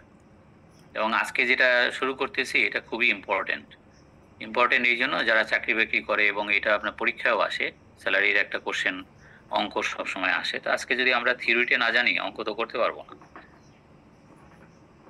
এই তো দেখেন, এখন যেটা পড়াচ্ছি সেটা হচ্ছে যে ইনকাম ফ্রম এমপ্লয়মেন্ট, বা বলতে পারেন ইনকাম ফ্রম স্যালারি, মানে বেতন থেকে আয়। এই প্রেজেন্টেশনের মধ্যে তো এইগুলো থাকবে। স্যালারির একটা ডেফিনেশন এখানে দেয়া আছে, সেটা যদি আপনি দেখেন যে সেকশন 32 সাবসেকশন 2 নিচে রেফারেন্স দেয়া আছে, কিন্তু যে আমাদের বইয়ের কোথায় আপনি এই ডেফিনেশনটা পাবেন। সম্ভবত দেখি 32। হ্যাঁ, কি পরীক্ষার জন্য সেকশন মুখস্থ করতে হবে পরীক্ষার জন্য? না না, মোটেই না, না না, মুখস্থ করতে হবে না। আচ্ছা, সেকশন মুখস্থ করতে হবে না। তো এখানে দেখতে পাচ্ছেন, যদি মানে বলেন যে বেতন বলতে কি বোঝায়, তো বেতন বলতে বোঝায় আপনাদের মধ্যে যদি কেউ চাকরি বাকরি করেন, চাকরি করলে মানুষ যেটা পায় এমপ্লয়ার থেকে, ওইটাই তো বেতন, তাই না? তো এখন এই বেতনের ভাগ আছে। বেতন বলতে বেসিক স্যালারি আছে, মূল বেতন আছে, তারপরে কিছু থাকে, অ্যালাউন্স থাকে, যেমন বাড়ি ভাড়া ভাতা, চিকিৎসা ভাতা, যাতায়াত ভাতা, এরকম বেশ কিছু থাকে। তো বা বেতনের একটা অংশ যারা চাকরি করে তারা বাৎসরিক ভিত্তিতে পায়, সেটা হলো বোনাস। তো সেটাও কিন্তু পার্ট অফ স্যালারি। কিন্তু পেনশন এবং গ্র্যাচুইটি, পেনশন সম্পূর্ণ সরকারি চাকরি করে তারা সাধারণত চাকরি থেকে যখন রিটায়ারমেন্টে যায় তখন পেনশন পায়। এই পেনশনটা ফুললি ট্যাক্স ফ্রি, মানে পেনশনটা উপরে কোনো আয়কর দিতে হয় না।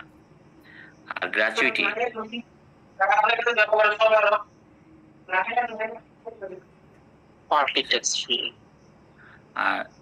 গ্র্যাচুইটি মানে হলো আনুতোষিক।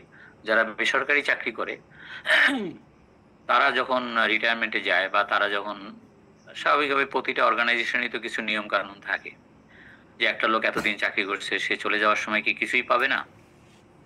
তো গ্র্যাচুইটি মানে একটা রিটায়ারমেন্ট বেনিফিট, তো প্রাইভেট জবে এটা থাকে। তো সব অর্গানাইজেশনে যে থাকে এমন কোনো কথা না, যাই হোক যেখানে থাকে আর কি। তো সেখানে কোনো ব্যক্তি যদি তার অর্গানাইজেশন থেকে, সে যে কোম্পানিতে জব করত সেখান থেকে বিদায় বেলায় যদি গ্র্যাচুইটি পেয়ে থাকে, এবং যদি সেই গ্র্যাচুইটিটা মানে এনবিআর কর্তৃক, মানে এনবিআর তো এখন করে না, করে কমিশনার কর্তৃক যদি অ্যাপ্রুভড গ্র্যাচুইটি ফান্ড হয়, তো সেই গ্র্যাচুইটি ফান্ড থেকে সে যে গ্র্যাচুইটি পাবে তা 2.5 কোটি টাকা পর্যন্ত করমুক্ত। যদি 2.5 কোটির বেশি পায়, বেশিটুকুর উপরে তাকে ট্যাক্স দিতে হবে। বুঝতে পারছেন কথাটা? জি স্যার। স্যার এখানে বলছে সেই শিডিউল, এই শিডিউল বলতে কি বোঝানো হয়েছে স্যার? শিডিউল বলতে আপনি তো বইটা কিভাবে পড়তে হয় সেইটাই শেখেন নাই। আইনের যে বই, ইনকাম ট্যাক্সের যে বইটা, ইনকাম ট্যাক্সের যে বাইবেল, ইনকাম ট্যাক্সের বাইবেলের নাম হচ্ছে ইনকাম ট্যাক্স অ্যাক্ট 2023। এর শেষের দিকে আপনার 8টা শিডিউল আছে। শেষের দিকে, বইয়ের শেষের দিকে আপনি 8টা শিডিউল পাবেন। শিডিউলের বাংলা হচ্ছে তফসিল। তো প্রথম তফসিল, দ্বিতীয় তফসিল, তৃতীয় তফসিল, এরকম করে 8ম তফসিল পর্যন্ত পাবেন। এই যে 8ম তফসিল পর্যন্ত পাবেন, ওর 6ষ্ঠ তফসিল হচ্ছে এই দুইটা, 6ষ্ঠ তফসিল। এর আবার পার্ট 1, পার্ট 2, পার্ট 3 এরকম আছে, বুঝছেন? জি স্যার।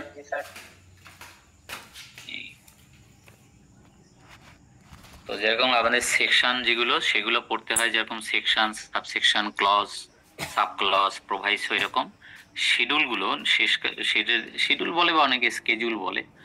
তো সেই স্কেজুলের অনেকে এটা পড়তে হয় আবার প্যারা, প্যারা মানে প্যারাগ্রাফ, প্যারা 1, প্যারা 2, প্যারা 3, প্যারা 4 এভাবে পড়তে হয়।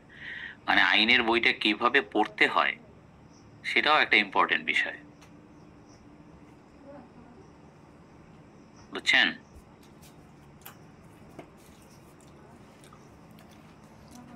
জি স্যার।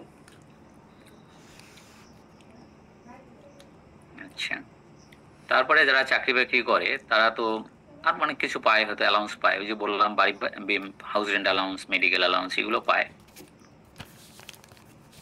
তো কিছু অ্যাডভান্স স্যালারিও পেতে পারে, হয়তো অনেক সময় লিভ এনগেজমেন্ট পায়। এখানে একটা একটা করে আমি বলি, সেটা হলো যে ফিস কমিশন এটা বাদ দেন, ওটা অত ইম্পর্টেন্ট না। যারা চাকরি করে সেখানে সাধারণত ওই ধরনের কিছু থাকে না, কোনো ব্যতিক্রমী কোনো কিছুতে থাকতে পারে। তো আরেকটা কথা হলো পারকুইজিট, এটা একটা নতুন শব্দ। তো পারকুইজিটের বাংলা যদি আপনি খোঁজেন ডিকশনারিতে পাবেন হয়তো, মানে indirect cash on non cash benefit, মানে যারা চাকরি বাকরি করে তারা মূল বেতনের পাশাপাশি আর কি কি সুযোগ সুবিধা পায়, সেটাই হচ্ছে পারকুইজিট। এখন একজন এমপ্লয়ি তো যারা চাকরি করে তারা অনেক কিছু পেতে পারে, সেই পাওয়ার ভিতরে পারকুইজিটের একটা আলাদা ডেফিনেশন এখানে দেওয়া আছে। সেই ডেফিনেশনটা আপনি পাবেন নিচে দেওয়া আছে 32(2) সিতে। তো সেখানে কি বলা আছে, সেখানে বলছে যে যারা চাকরি বাকরি করে তারা এইগুলো বাদে বাকি যা পায় সেগুলো হচ্ছে পারকুইজিট। এখন আপনি যদি হিসাব করে দেখেন যে এর বাইরে কি থাকে, যারা চাকরি করে তারা এর বাইরে কি পায়, এর বাইরে কি পায় আমি বলি। এর বাইরে পায় house rent allowance, medical allowance, convince allowance, বা হ্যাঁ এগুলো তো পাই, আরো কিছু পেতে পারে, হয়তো এন্টারটেনমেন্ট অ্যালাউন্স, এক এক কোম্পানির এক এক রকম পেতে পারে। এবং এই যা পায় সেটা কিন্তু পারকুইজিট, অর্থাৎ এখানে যেটা লেখা নাই সেটাই পারকুইজিট। তো বলতে পারেন স্যার এখানে কোনটা লেখা নাই? আমি লেখা নাই এরকম 3টে উদাহরণ তো আমি দিলাম, যেখানে লেখা নাই বাড়ি ভাড়া ভাতা, যাতায়াত ভাতা, চিকিৎসা ভাতা, এগুলো কিন্তু আপনি এখানে দেখতে পাচ্ছেন না। এগুলো যেখানে যেটা দেখতে পাচ্ছেন না অথচ একজন চাকরিজীবী পায়, সেটাই পারকুইজিট। এখন বলতে পারেন যে স্যার এই কোনটা পারকুইজিট কোনটা পারকুইজিট না, এটা আমার জানার দরকার কি, এটা আমার কি কাজে লাগবে? এটা আজকে কাজে লাগবে না, কাজে লাগবে 2 দিন পরে, যখন আমরা ইনকাম ফ্রম বিজনেস পড়াবো সেদিন এটা কাজে লাগবে। কি কাজে লাগবে? সেখানে একটা কথা বলা আছে যে একটা কোম্পানি বা একজন এমপ্লয়ার তার একজন চাকরিজীবীকে, একজন এমপ্লয়িকে যে টাকা বেতন ভাতা দেয়, সেই বেতন ভাতার মধ্যে যে পারকুইজিট হিসাবে যেটা দেয়, যেমন বললাম আপনাকে বাড়ি ভাড়া ভাতা, চিকিৎসা ভাতা, যাতায়াত ভাতা, এই যত ভাতা দিয়ে থাকে এগুলো সব পারকুইজিট। সেই ভাতা 10 লাখ এখন 20 লাখ টাকার বেশি দিতে পারবে না। বছরে একজন এমপ্লয়িকে, মানে একটা কোম্পানি বা একজন এমপ্লয়ার 20 লাখ টাকার বেশি পারকুইজিট দিতে পারবে না। যদি দেয় ওই ব্যক্তির কোনো ক্ষতি হবে না, ওই চাকরিজীবীর কোনো ক্ষতি হবে না, যত ক্ষতি হওয়ার হবে কোম্পানির। কোম্পানি কেন তাকে 20 লাখ টাকার বেশি পারকুইজিট দিল? 20 লাখ টাকার বেশি যতটুকু দিবে ততটুকু ওই কোম্পানির ব্যয় না হয়ে ওইটা উল্টা আয় হিসেবে গণ্য হবে, কোম্পানির আয় হিসেবে গণ্য হবে, এবং সেই আয়ের উপরে তাকে আয়কর দিতে হবে। ভয়াবহ অবস্থা। সুতরাং কোনো কোম্পানি যেন তার এমপ্লয়িকে যখন বেতন ভাতা দিবে এটা যেন হিসাব করে দেয়, তার যেন ক্ষতি না হয়। এমপ্লয়ির কিছু হবে না, আপনি চাকরিতে জয়েন করবেন, আপনার কোনো ভয় নেই। আবার বলি কথাটা, সেটা হলো আইনে বলা আছে কোনো কোম্পানি বা কোনো এমপ্লয়ার তার কোনো এমপ্লয়িকে, পার্টিকুলার কোনো এমপ্লয়িকে, একজন এমপ্লয়িকে মানে প্রতিটা এমপ্লয়িকে বছরে 20 লক্ষ টাকার বেশি পারকুইজিট দিতে পারবে না। যদি দেয় তাহলে কি হবে? যদি দেয় তাহলে কার ক্ষতি হবে? কোম্পানির ক্ষতি হবে। কি ক্ষতি হবে? ধরেন একজনকে 24 লাখ টাকা দিছে পারকুইজিট, তাহলে 4 লাখ টাকা, 20 লাখ টাকা বাদ দিয়ে 4 লাখ টাকা কোম্পানির আয় হিসাবে গণ্য হবে, যদিও সেটা আয় না, কোম্পানির ক্ষেত্রে হচ্ছে এটা ব্যয়। কোম্পানি বেতন দেয়, সুতরাং বেতন হচ্ছে তার খরচ, তো সেই খরচটা ডিসিটি মানবে না, ইনকাম ট্যাক্স ডিপার্টমেন্ট ওইটা মানবে না, বলেই দিছে আইনে। এখন একটা এমসিকিউ বলি আপনাকে, পরীক্ষায় কি কোশ্চেন হতে পারে? পরীক্ষায় কোশ্চেন হতে পারে যে পারকুইজিট লিমিট যেটা সেটা কত, যেটার বেশি হলে সেটাকে বলা হবে এক্সেস পারকুইজিট। তো পারকুইজিটের লিমিট 20 লাখ। 20 লাখ তো আপনি আজকে শিখলেন না, পরীক্ষায় আসছে যে 10 লাখ, 20 লাখ, 30 লাখ, 40 লাখ, 4টা অপশন, আপনি কোনটাতে টিক চিহ্ন দিবেন? 20 লাখ 20 লাখ 10 লাখ কি?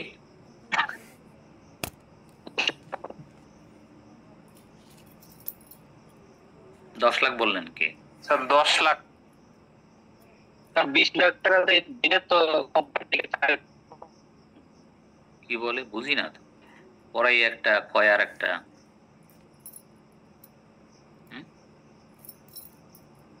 আর ওনার নেটের সমস্যা মেবি, কি হয়েছে ওনার? ওনার নেটে মনে হয় সমস্যা, নেট সমস্যা। আর নেট সমস্যা হোক যাই হোক, কথাটা বলছে কি? 10 লাখের কথা বলছি। হ্যাঁ, কথাটা তো শোনা গেছে। ওইটুক তো শোনা গেছে, তাই না? আমি পড়াই 20 আর সে কয় 10, কি করবো তাই নিয়ে কোন?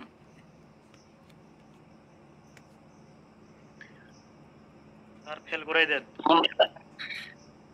স্যার। 20 লাখ যখন পড়াইছে না তখন হয়তো মনে হয় ঠিক মতো শুনতে পারে না, হয়তো নেটের কারণে সেখানে হয়তো আইডিয়া করে রেখে 10 লাখ বলছে। আচ্ছা হতে পারে। আচ্ছা, তো এটা আমরা শিখলাম যে পারকুইজিট কি। তো এখন পারকুইজিট তো বুঝতেই পারেন যে চাকরিজীবী তার মূল বেতনের পাশাপাশি বেসিক স্যালারির পাশাপাশি সে যে অ্যালাউন্স গুলো পায় মূলত সেটাই হচ্ছে তার পারকুইজিট।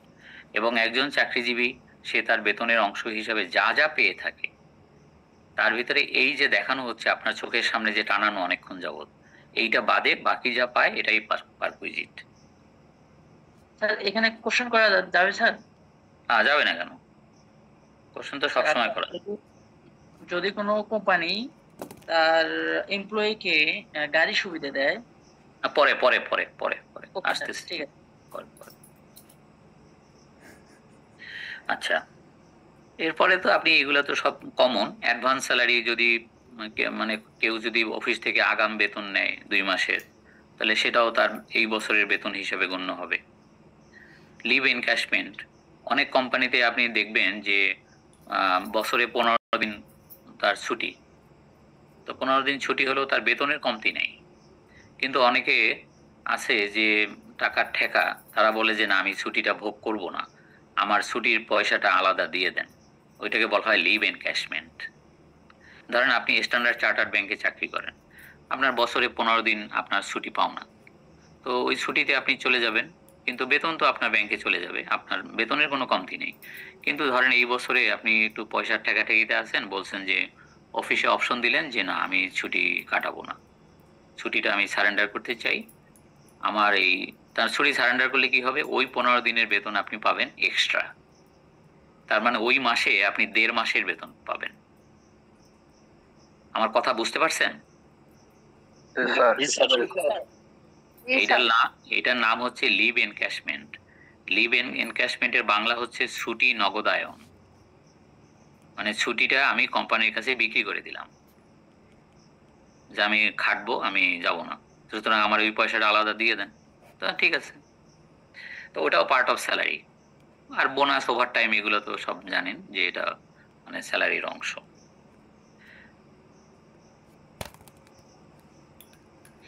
ঠিক আছে, আপনার ওই যে মানে নামাজের ব্রেক দিতে হবে কখন এটা আমাকে বললেন, তাহলে সেই অনুযায়ী একটা ব্রেক দিয়ে দেবো। 8:45 দিকে দিন, আমাকে মনে করাই দিন। Okay sir. 45 থেকে 9টা। 45 কখন আসবে? 45 কখন আসবে আমি তো জানি না, আমার সামনে তো। ঠিক আছে স্যার 40 এ দিলে হবে স্যার, 45 এ। ঠিক আছে ঠিক আছে, আপনার ক্যাপ্টেন যে আছে মানে আমাকে জানাইয়েন, তো ওই সময় দিয়ে দেবো।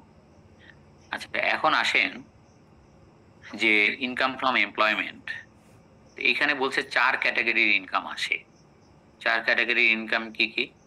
1 নম্বরে বলছে যে বেতন যদি ডিউ থাকে, salary if salary due from an employer to an employee in any income year whether received or not।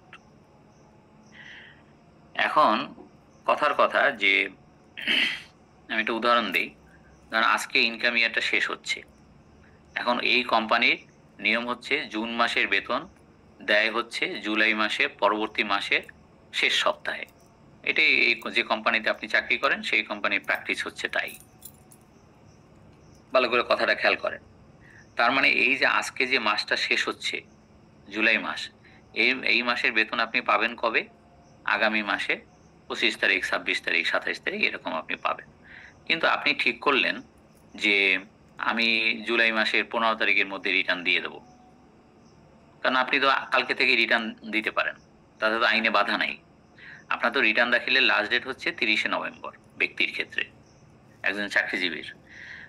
তো এখন আপনি 15 তারিখে রিটার্ন দিবেন, আপনি তো জুন মাসের বেতনই পান না, তাহলে কি জুন মাসের বেতনটা সহ আপনি রিটার্ন দিবেন, ট্যাক্স হিসাব করবেন? উত্তর হলো ইয়েস। স্যালারি কোম্পানির কাছে ডিউ আছে, এখন আপনি হাতে পান নাই, তাতে কি? যখন পাবেন, তখন আর ট্যাক্স দিতে হবে না, কিন্তু এখন আপনি ওই ডিউ ভিত্তিতেই আপনাকে কিন্তু ট্যাক্স দিয়ে যেতে হবে। আর একটা উদাহরণ দিই, ধরেন কোম্পানির অবস্থা ভালো না, সে 2 মাস যাবত বেতন দিতে পারে না, কিন্তু বেতন দিবে, কোম্পানি এরকম না যে আপনাকে বেতন দিবে না। আপনি পরিশ্রম করছেন, চাকরি করছেন, বেতন দিবে না সেটা না, কিন্তু এখন একটু মানে কষ্ট যাচ্ছে আর কি। তো গত মে জুন মাসের আপনি বেতন পান নাই, এখন কি মাস চলে? এখন ধরেন সেপ্টেম্বর মাস চলে, এখন আপনি রিটার্ন ফিল আপ করতে হবে, আপনি রিটার্ন রেডি করতেছেন। এখন আপনি কি করবেন? আপনি কি বেতন তো আসলে পাইছেন গত বছর 10 মাসের, তাহলে কি 10 মাসের হিসাব করে আপনি রিটার্ন রেডি করবেন, ট্যাক্স হিসাব করবেন? নো, আপনাকে 12 মাসের হিসাব করেই আপনাকে রিটার্ন তৈরি করতে হবে। তারপরে আপনি মালিকের থেকে, কোম্পানি থেকে ওই 2 মাস যে পান নাই সেটা যখন পাবেন, যখন পাবেন তখন তো আর ট্যাক্স দিতে হবে না। আমার কথা ক্লিয়ার? স্যার, কোনো ক্ষেত্রে যদি এরকম হয় যে বকেয়া বেতনটা আসলেই পাওয়া গেল না, সেক্ষেত্রে কি হবে? ট্যাক্স যেটা দিয়ে দিছে ওই 2 মাসের জন্য। সেইটার ব্যাপারে আসলে তেমন কিছু বলা নাই, এবং ইউজুয়ালি এরকম হয় না। ওটার কনসিডারেশন ট্যাক্সে হবে না, তাই তো? হবে না মানে কি, আমি আপনার একটা বুদ্ধি দিতে পারি, সেটা হলো আপনি শেষ দিন পর্যন্ত অপেক্ষা করেন। আপনার শেষ দিন কবে জানেন? জানেন? না স্যার। ও, শেষ দিন আমি তাহলে বলে দিই, শেষ দিন হচ্ছে 30শে নভেম্বর। এটা আপনি জানেন না তা না, বহুবার বলা হয়েছে আজকের ক্লাসে যে রিটার্ন দাখিলের শেষ দিন হচ্ছে 30শে নভেম্বর। তাহলে আপনি 30শে নভেম্বর পর্যন্ত দেখেন যে আপনি মে জুন মাসের বেতন যে এখনো পান নাই, সেটা আর কবে পাবেন। বুঝছেন কি না আমার কথা? জি স্যার। জি স্যার। হ্যাঁ, তাহলে একটা কোম্পানি বেতন না দিয়ে কয় মাস বেতন না দিয়ে থাকবে? এটা কোনো কথা নাকি? আর বেতন না দিয়ে ওই কোম্পানিতে আপনি থাকবেন কেন? আচ্ছা, সে যাই হোক, মানে সোজা কথা সোজাভাবে আমরা শিখি। তো প্রথম কথাটা ক্লিয়ার, যদি আমার বেতন এরকম ডিউ থাকে, তো আমাকে ডিউ ভিত্তিতেই আমাকে রিটার্ন রেডি করতে হবে, ট্যাক্স তৈরি করতে, ট্যাক্স দিতে হবে ইত্যাদি। তারপরে যখন পাবো, অনেক সময় হয়েছে না, করোনার কারণে অনেকে বেতন পায় নাই ঠিক মতো, পরে যখন অফিস টফিস খুলছে তখন একবারে মানে সব বেতন, এরিয়ার বেতন সব স্যার, পাইছে। ওইটা মাথায় নিয়ে জিজ্ঞেস করেছিলাম। তো এরকম ঘটনা ঘটছে না? আচ্ছা, স্যার, এরকম হয় স্যার যে মানে একদম কোম্পানি বন্ধ হয়ে যায় স্যার নভেম্বরের আগেই, সেই ক্ষেত্রে স্যার কি করেন?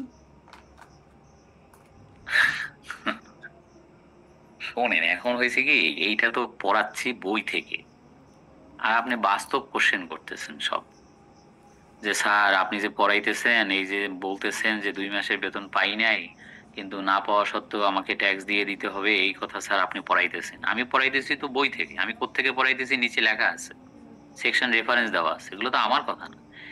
এখন আসেন বাস্তবতা। বাস্তবতা হলো আমি চাকরি করছি, এখন বেতন দিচ্ছে না, তো বেতন না দিয়েই যদি আমাকে তাড়ায় দেয় বা আমাকে চলে যেতে হয়, অথবা কোম্পানি লিকুইডেশনে যায়, ডুবে যায়, তখন আমি কি করব? সেক্ষেত্রে আমার কি করণীয়? এখন শুনেন, আমি একটা বুদ্ধি শিখিয়ে দিতে পারি, সেটা হলো যে এই পড়ানোর বাইরের বুদ্ধি। এখন এইগুলো তো ক্লাসে বলতে চাচ্ছিলাম না। সেটা কি, তখন আপনি কোম্পানি থেকে লেখাই নেবেন, যে কোম্পানি থেকে লেখাই নেবেন যে তাকে 10 মাসের বেতন দেওয়া হয়েছে, কোম্পানির আর্থিক অবস্থা সংকটের কারণে তাকে আর পরের 2 মাসের বেতন, এই বছরের পরের 2 বছরের বেতন আর দেয়া যায়নি, এবং মানে সেও চাকরি করবে না, সে চলে গেছে। তো 10 মাসে তাকে যে বেতন দেওয়া হয়েছে, বেতন ভাতা, সেটার বিবরণ নিম্নরূপ, এবং তার বেতন থেকে এত টাকা ট্যাক্স কেটে রাখা হয়েছে ইত্যাদি ইত্যাদি, স্যালারি সার্টিফিকেট। তো স্যালারি সার্টিফিকেটে যদি আপনি ওইরকম 10 মাসের ওইরকম লেখাই নিতে পারেন, তো আপনি 10 মাসের উপরই ট্যাক্স দিবেন, আইনে যাই বলা থাকুক। যে বেতন আপনি পান নাই সেই বেতনের উপরে আপনি ট্যাক্স দিতে যাবেন কেন? এটা কিন্তু আমি বইয়ের বাইরের কথা বলতেছি। বুঝছেন আমার কথা কিছু? জি sir, thank you so much.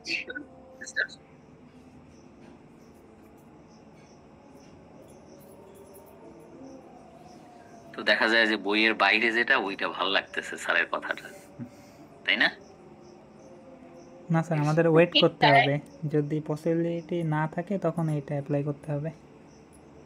হুম।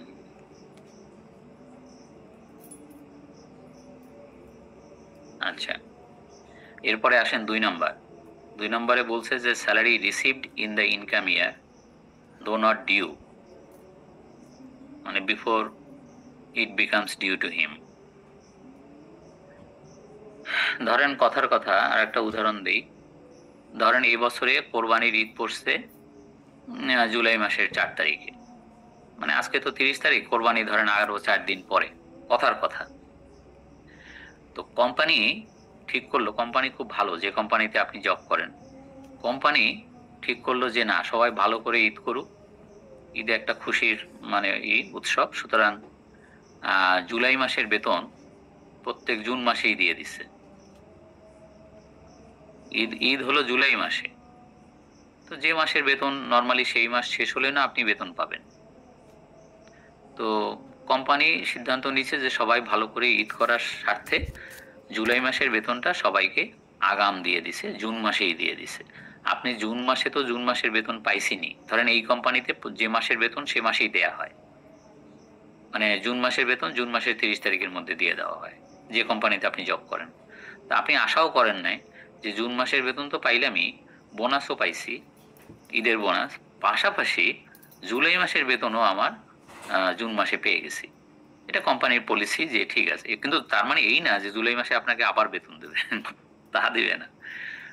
তাহলে কি হবে? তাহলে এই বছরে আপনাকে 13 মাসের বেতনের উপরে ট্যাক্স দিতে হবে, আর আগামী বছর আপনাকে 11 মাসের বেতনের উপরে ট্যাক্স দিতে হবে। মানে পড়াচ্ছে কি, যে যে স্যালারিটা আমার ডিউ হয় নাই, এই যে জুন মাসে আমি জুলাই মাসের বেতন পেয়ে গেছি, এটা তো আমার ডিউ হয় নাই। আমি কাজ না করলে আমি বেতন পাই কিভাবে? এটা কেমন কথা? চাকরি না করেই আমি বেতন পাচ্ছি, তো সেটা তো হয় না। তো সেটা যদি হয় কোনো কারণে, তাহলে কিন্তু এরকম সিচুয়েশন হতে পারে। এই যে লেখাটা এখন পড়েন তাহলে বুঝবেন। স্যালারি রিসিভড, আমি বেতন পেয়ে গেছি ইন দ্য ইনকাম ইয়ার, মানে এই ইনকাম ইয়ারের মধ্যেই, দো নট ডিউ, ডিউ হয় নাই। ডিউ হবে কেমনে? আমি চাকরি না করলে আবার ডিউ হয় কেমনে? কাজ না করলে ডিউ হয় কেমনে? ক্লিয়ার কথাটা? জি স্যার। আচ্ছা, তারপরে আসেন 3 নাম্বার। 3 নাম্বারে হচ্ছে বকেয়া বেতন। ধরেন অফিসের সাথে আমার গন্ডগোল চলতেছে। কি গন্ডগোল? আমারে যে বেতন দেওয়ার কথা সেই বেতন দিচ্ছে না, সবার সাথে গড়ে যে এটা সেটাই দিচ্ছে। ধরেন আপনি হাইলি কোয়ালিফাইড, আপনি চার্টার অ্যাকাউন্টেন্ট অথবা আপনি বুয়েটের ইঞ্জিনিয়ার। তো নিয়ম হচ্ছে যারা নর্মাল ইঞ্জিনিয়ার তারা পাবে এক ধরনের বেতন, যারা বুয়েট থেকে পাশ করবে তাদের বেতন 3টা ইনক্রিমেন্ট সহ তারা জয়েন করবে। কথার কথা এরকম। কিন্তু এইরকমই মানে কোম্পানি পলিসি তাই, তার সাথে কথাবার্তাও তাই। কিন্তু যখন সে চাকরিতে জয়েন করলো, জয়েন করার পরে যখন বেতন পেলো, দেখা যায় যে গড়ে সবাইকে যে বেতন দিচ্ছে তাকেও দিচ্ছে। সেটা চ্যালেঞ্জ করলো, কোম্পানি শুনলো না, আলটিমেটলি তাকে কোর্টে যেতে হলো। সব কাগজপত্র দিয়ে সে কোর্টে একটা কেস ফাইল করলো যে আমার সাথে এরকম করছে, তো আমার যা বেতন দেওয়ার কথা কোম্পানির যে পলিসি সেই অনুযায়ী আমার বেতন দেওয়া হয়নি, আমাকে কম বেতন দেওয়া হয়েছে। তো মামলা মোকদ্দমা কইরা ধরেন 5-7 বছর লাগছে, 5-7 বছর পরে সে জিতছে।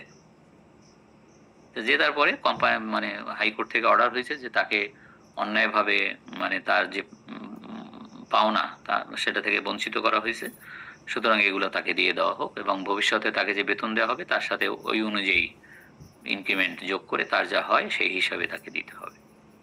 তো কোম্পানি মেনে নিল, তো হাইকোর্টের অর্ডার যেহেতু। এখন দেখা গেল বিগত 5-7 বছর সে তাকে যে টাকা কম বেতন পাইছে ওই টাকা এখন তাকে দিয়ে দিচ্ছে, এই বছরে পাইছে সে। এটা নাম হলো এরিয়ার স্যালারি, মানে বকেয়া বেতন। এটা পাবে কিনা ঠিক ছিল না, বুঝছেন? তার মানে ওইটার উপরও এখন ট্যাক্স দিতে হবে।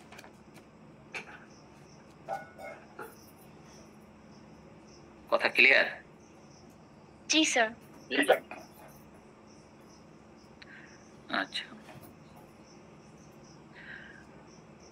শেষে একটা লাইন লেখা আছে, ওইটা একটু দেখতে পারেন। সেটা হলো যে এক বেতনের উপরে আপনি যদি একবার ট্যাক্স দিয়ে থাকেন, সেই বেতনের উপরে আপনাকে পুনরায় ট্যাক্স দিতে হবে না।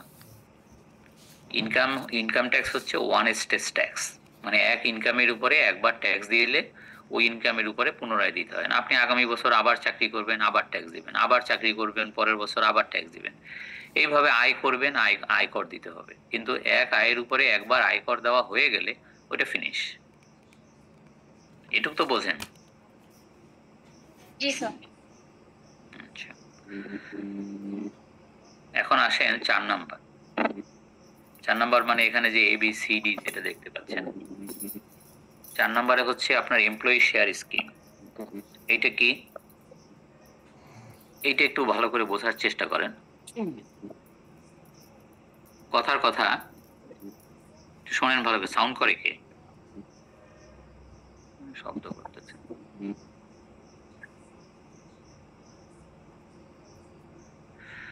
আচ্ছা, শোনেন, ধরেন আপনি রবিতে চাকরি করেন। রবি মানে মোবাইল ফোন কোম্পানি। তো রবি সিদ্ধান্ত নিল যে রবি লিস্টিংয়ে যাবে, শেয়ার বাজারে তার শেয়ারটা ছাড়বে।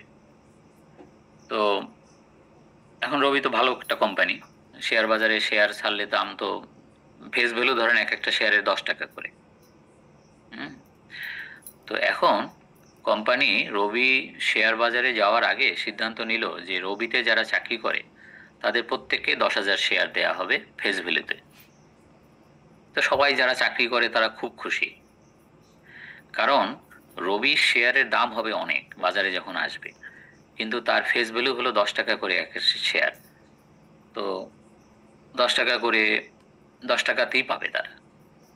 এবং ধরেন একজন এমপ্লয়ি সে 10,000 শেয়ার পাইছে, কত টাকা দিছে? 1 লাখ টাকা।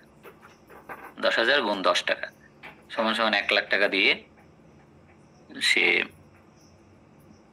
শেয়ার নিল, রবির শেয়ার পাইছে সে। এগুলোকে বলা হয় সাধারণত প্লেসমেন্ট শেয়ার। এই প্লেসমেন্ট শেয়ারগুলো লক ইন থাকে, সাধারণত 3 বছরের জন্য লক ইন থাকে। লক ইন মানে তালা মারা থাকে, মানে বিক্রি করা যায় না। শেয়ার বাজারে আসলে পরে এই শেয়ারগুলো সাধারণত 3 বছরের মধ্যে বিক্রি করা যায় না। এখন কথার কথা যে শেয়ার বাজারে আসছে, বাজারে আসার পরে প্রথম দিনই মানে ক্লোজিং মার্কেট প্রাইস গেছে এটা 45 টাকা। তার মানে যে শেয়ার আপনি 10 টাকা করে কিনলেন বা কোম্পানি আপনাকে দিল, সেই শেয়ারের বাজার মূল্য হচ্ছে 45 টাকা করে এক একটা শেয়ার। তার মানে 1 লাখ টাকায় যে শেয়ার আপনি পাইছেন সেই শেয়ারের এখন বাজার মূল্য হচ্ছে 4.5 লাখ টাকা। তো এখন তার মানে সাইজের ডিফারেন্স হচ্ছে 3.5 লাখ টাকা।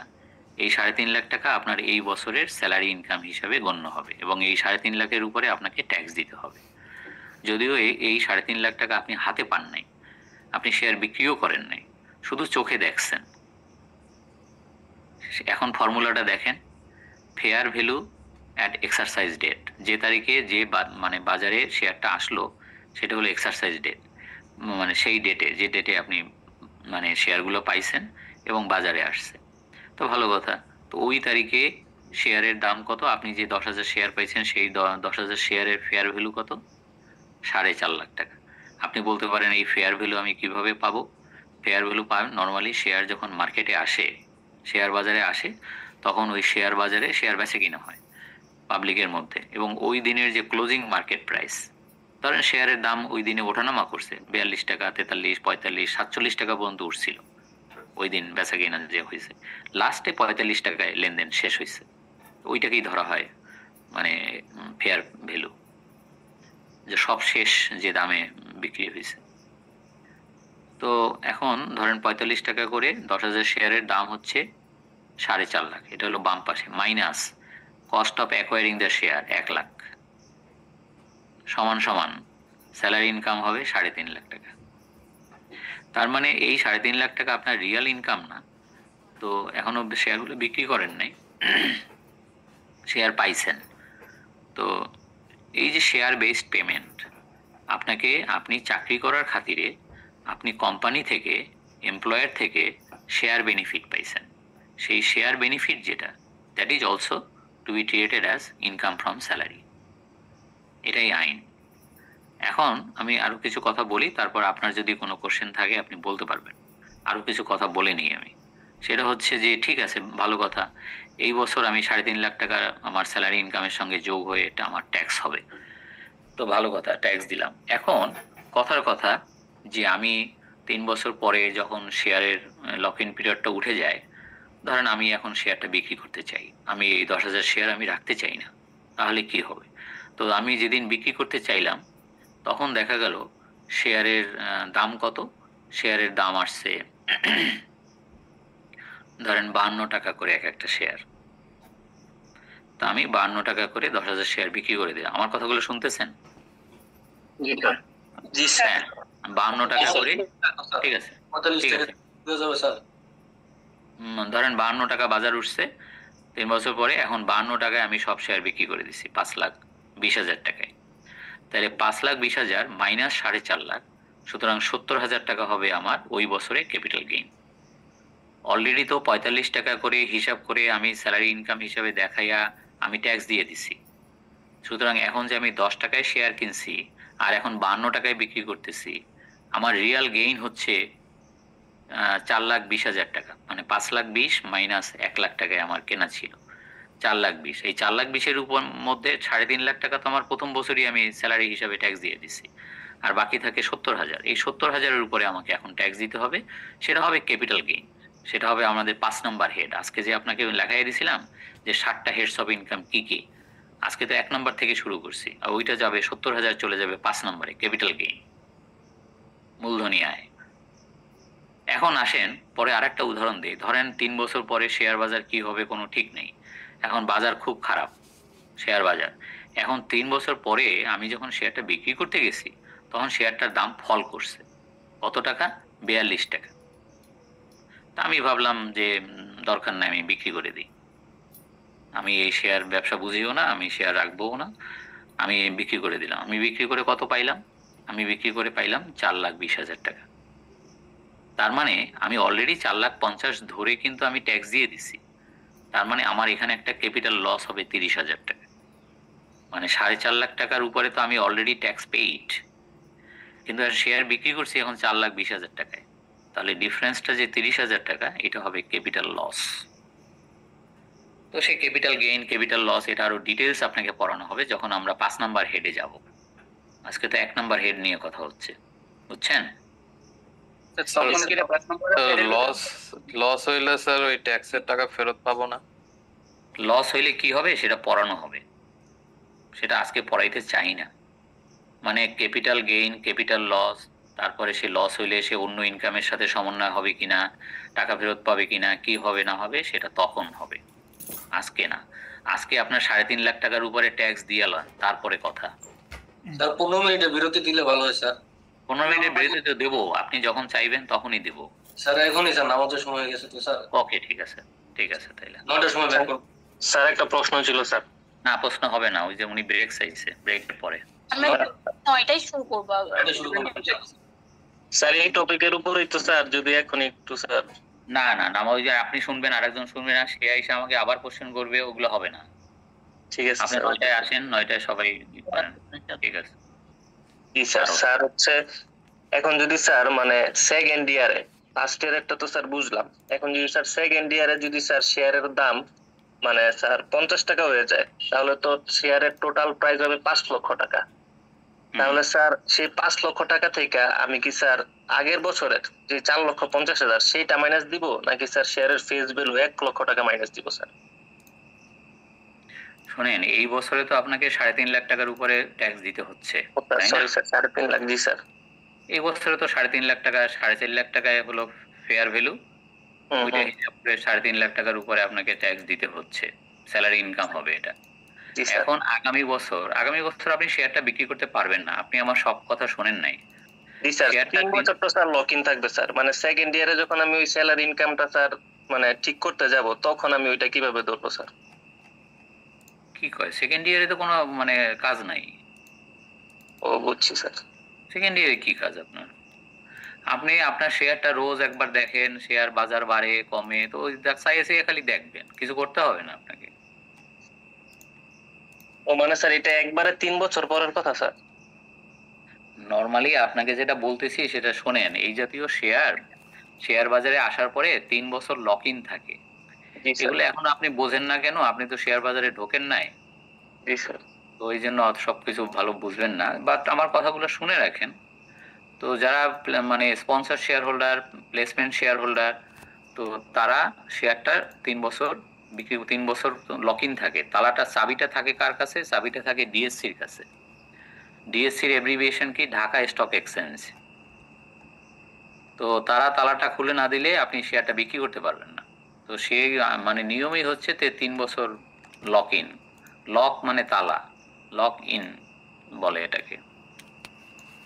এই জন্য আপনাকে পড়াইছি যে 3 বছর পরে যখন শেয়ারটা আপনি বিক্রি করার যোগ্য হলেন, তখন যদি শেয়ারটা আপনি 5,20,000 টাকায় বিক্রি করেন তখন কি হবে, বা শেয়ারের দাম কমে গেল, মানে 4,20,000 টাকায় বিক্রি করলেন তখন কি হবে, এগুলো পড়ানো হয়েছে আর কি, বুঝছেন? জি স্যার। আর যদি আরেকটা প্রশ্ন ছিল স্যার, যদি স্যার 3 বছর পরে আমি সেল না করি তাহলে স্যার এটাকে আমি কি কিসের ভিতরে স্যার গণ্য করবো স্যার? কোনো কিছু গণ্য করার দরকার নেই। বিক্রি না করলে কিসের লাভ লোকসান? জি স্যার, বুঝতে পারছি স্যার। তখন স্যার আবার আমাকে আলাদাভাবে ওই স্যালারি ইনকাম এগুলো তো দেখাইতে হবে না স্যার? আরে বাবা, স্যালারি ইনকামে তো ফার্স্ট ইয়ারেই ঢুকলো, এই ঢোকাই শেষ। জি স্যার, এটাই সমস্যা ছিল। হ্যাঁ, এরপরে আপনার এই শেয়ার যখন বাস্তবে বিক্রি করবেন তখন আপনার ক্যাপিটাল গেইন হবে না ক্যাপিটাল লস হবে, সেইটা আপনার হিসাব নিকাশ করতে হবে। আর যদি না বেচেন, এটা 10 বছর ধরে রাখেন, 12 বছর ধরে রাখেন, তো ধরে রাখলে তো আর কোনো ট্রিটমেন্ট নাই। জি স্যার, বুঝতে পারছি স্যার। মানে স্যার স্যালারি ইনকামটা শুধু প্রথম বছরই আমি দেখাবো, তারপরে 3 বছর পরে যখন আমি বিক্রি করার সুযোগ থাকবে তখন বিক্রি করলে আমার লাভ হইলে ক্যাপিটাল গেইন, লস হইলে ক্যাপিটাল লস, আর আমি যত বছর ইচ্ছা হোল্ড করে রাখতে পারবো। হ্যাঁ হ্যাঁ, রাইট। জি sir, thank you sir. Sir fair ভ্যালুর ক্ষেত্রে আমি তো আমার অ্যাসেসমেন্ট ইয়ারে আমি 8.5 মাস সময় পাচ্ছি। তো আমি যখন আমার স্যালারিটা কাউন্ট করব, টোটাল স্যালারি ইনকাম কত, তখন এই ফেয়ার ভ্যালুটা আমি কোন দিনেরটা ধরবো? এটা কি আমার ইচ্ছা মতো আমি যে কোনো দিনেরটা ধরবো? কেন, আপনার না বলছি যে শেয়ারটা মার্কেটে প্রথম যখন আসলো 45 টাকা করে, তখনই তো আমি জেনে গেলাম যে আমি যে 10 টাকা করে শেয়ারটা পাইছি এটার আসলে বাজার মূল্য কত, বুঝছেন? ওই দিনকার বাজার মূল্য প্রথম দিনের। হ্যাঁ, আচ্ছা আচ্ছা, প্রথম দিন। জি জি, ধন্যবাদ।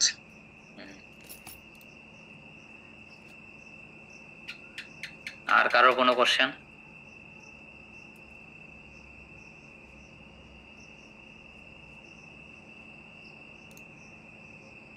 ঠিক আছে।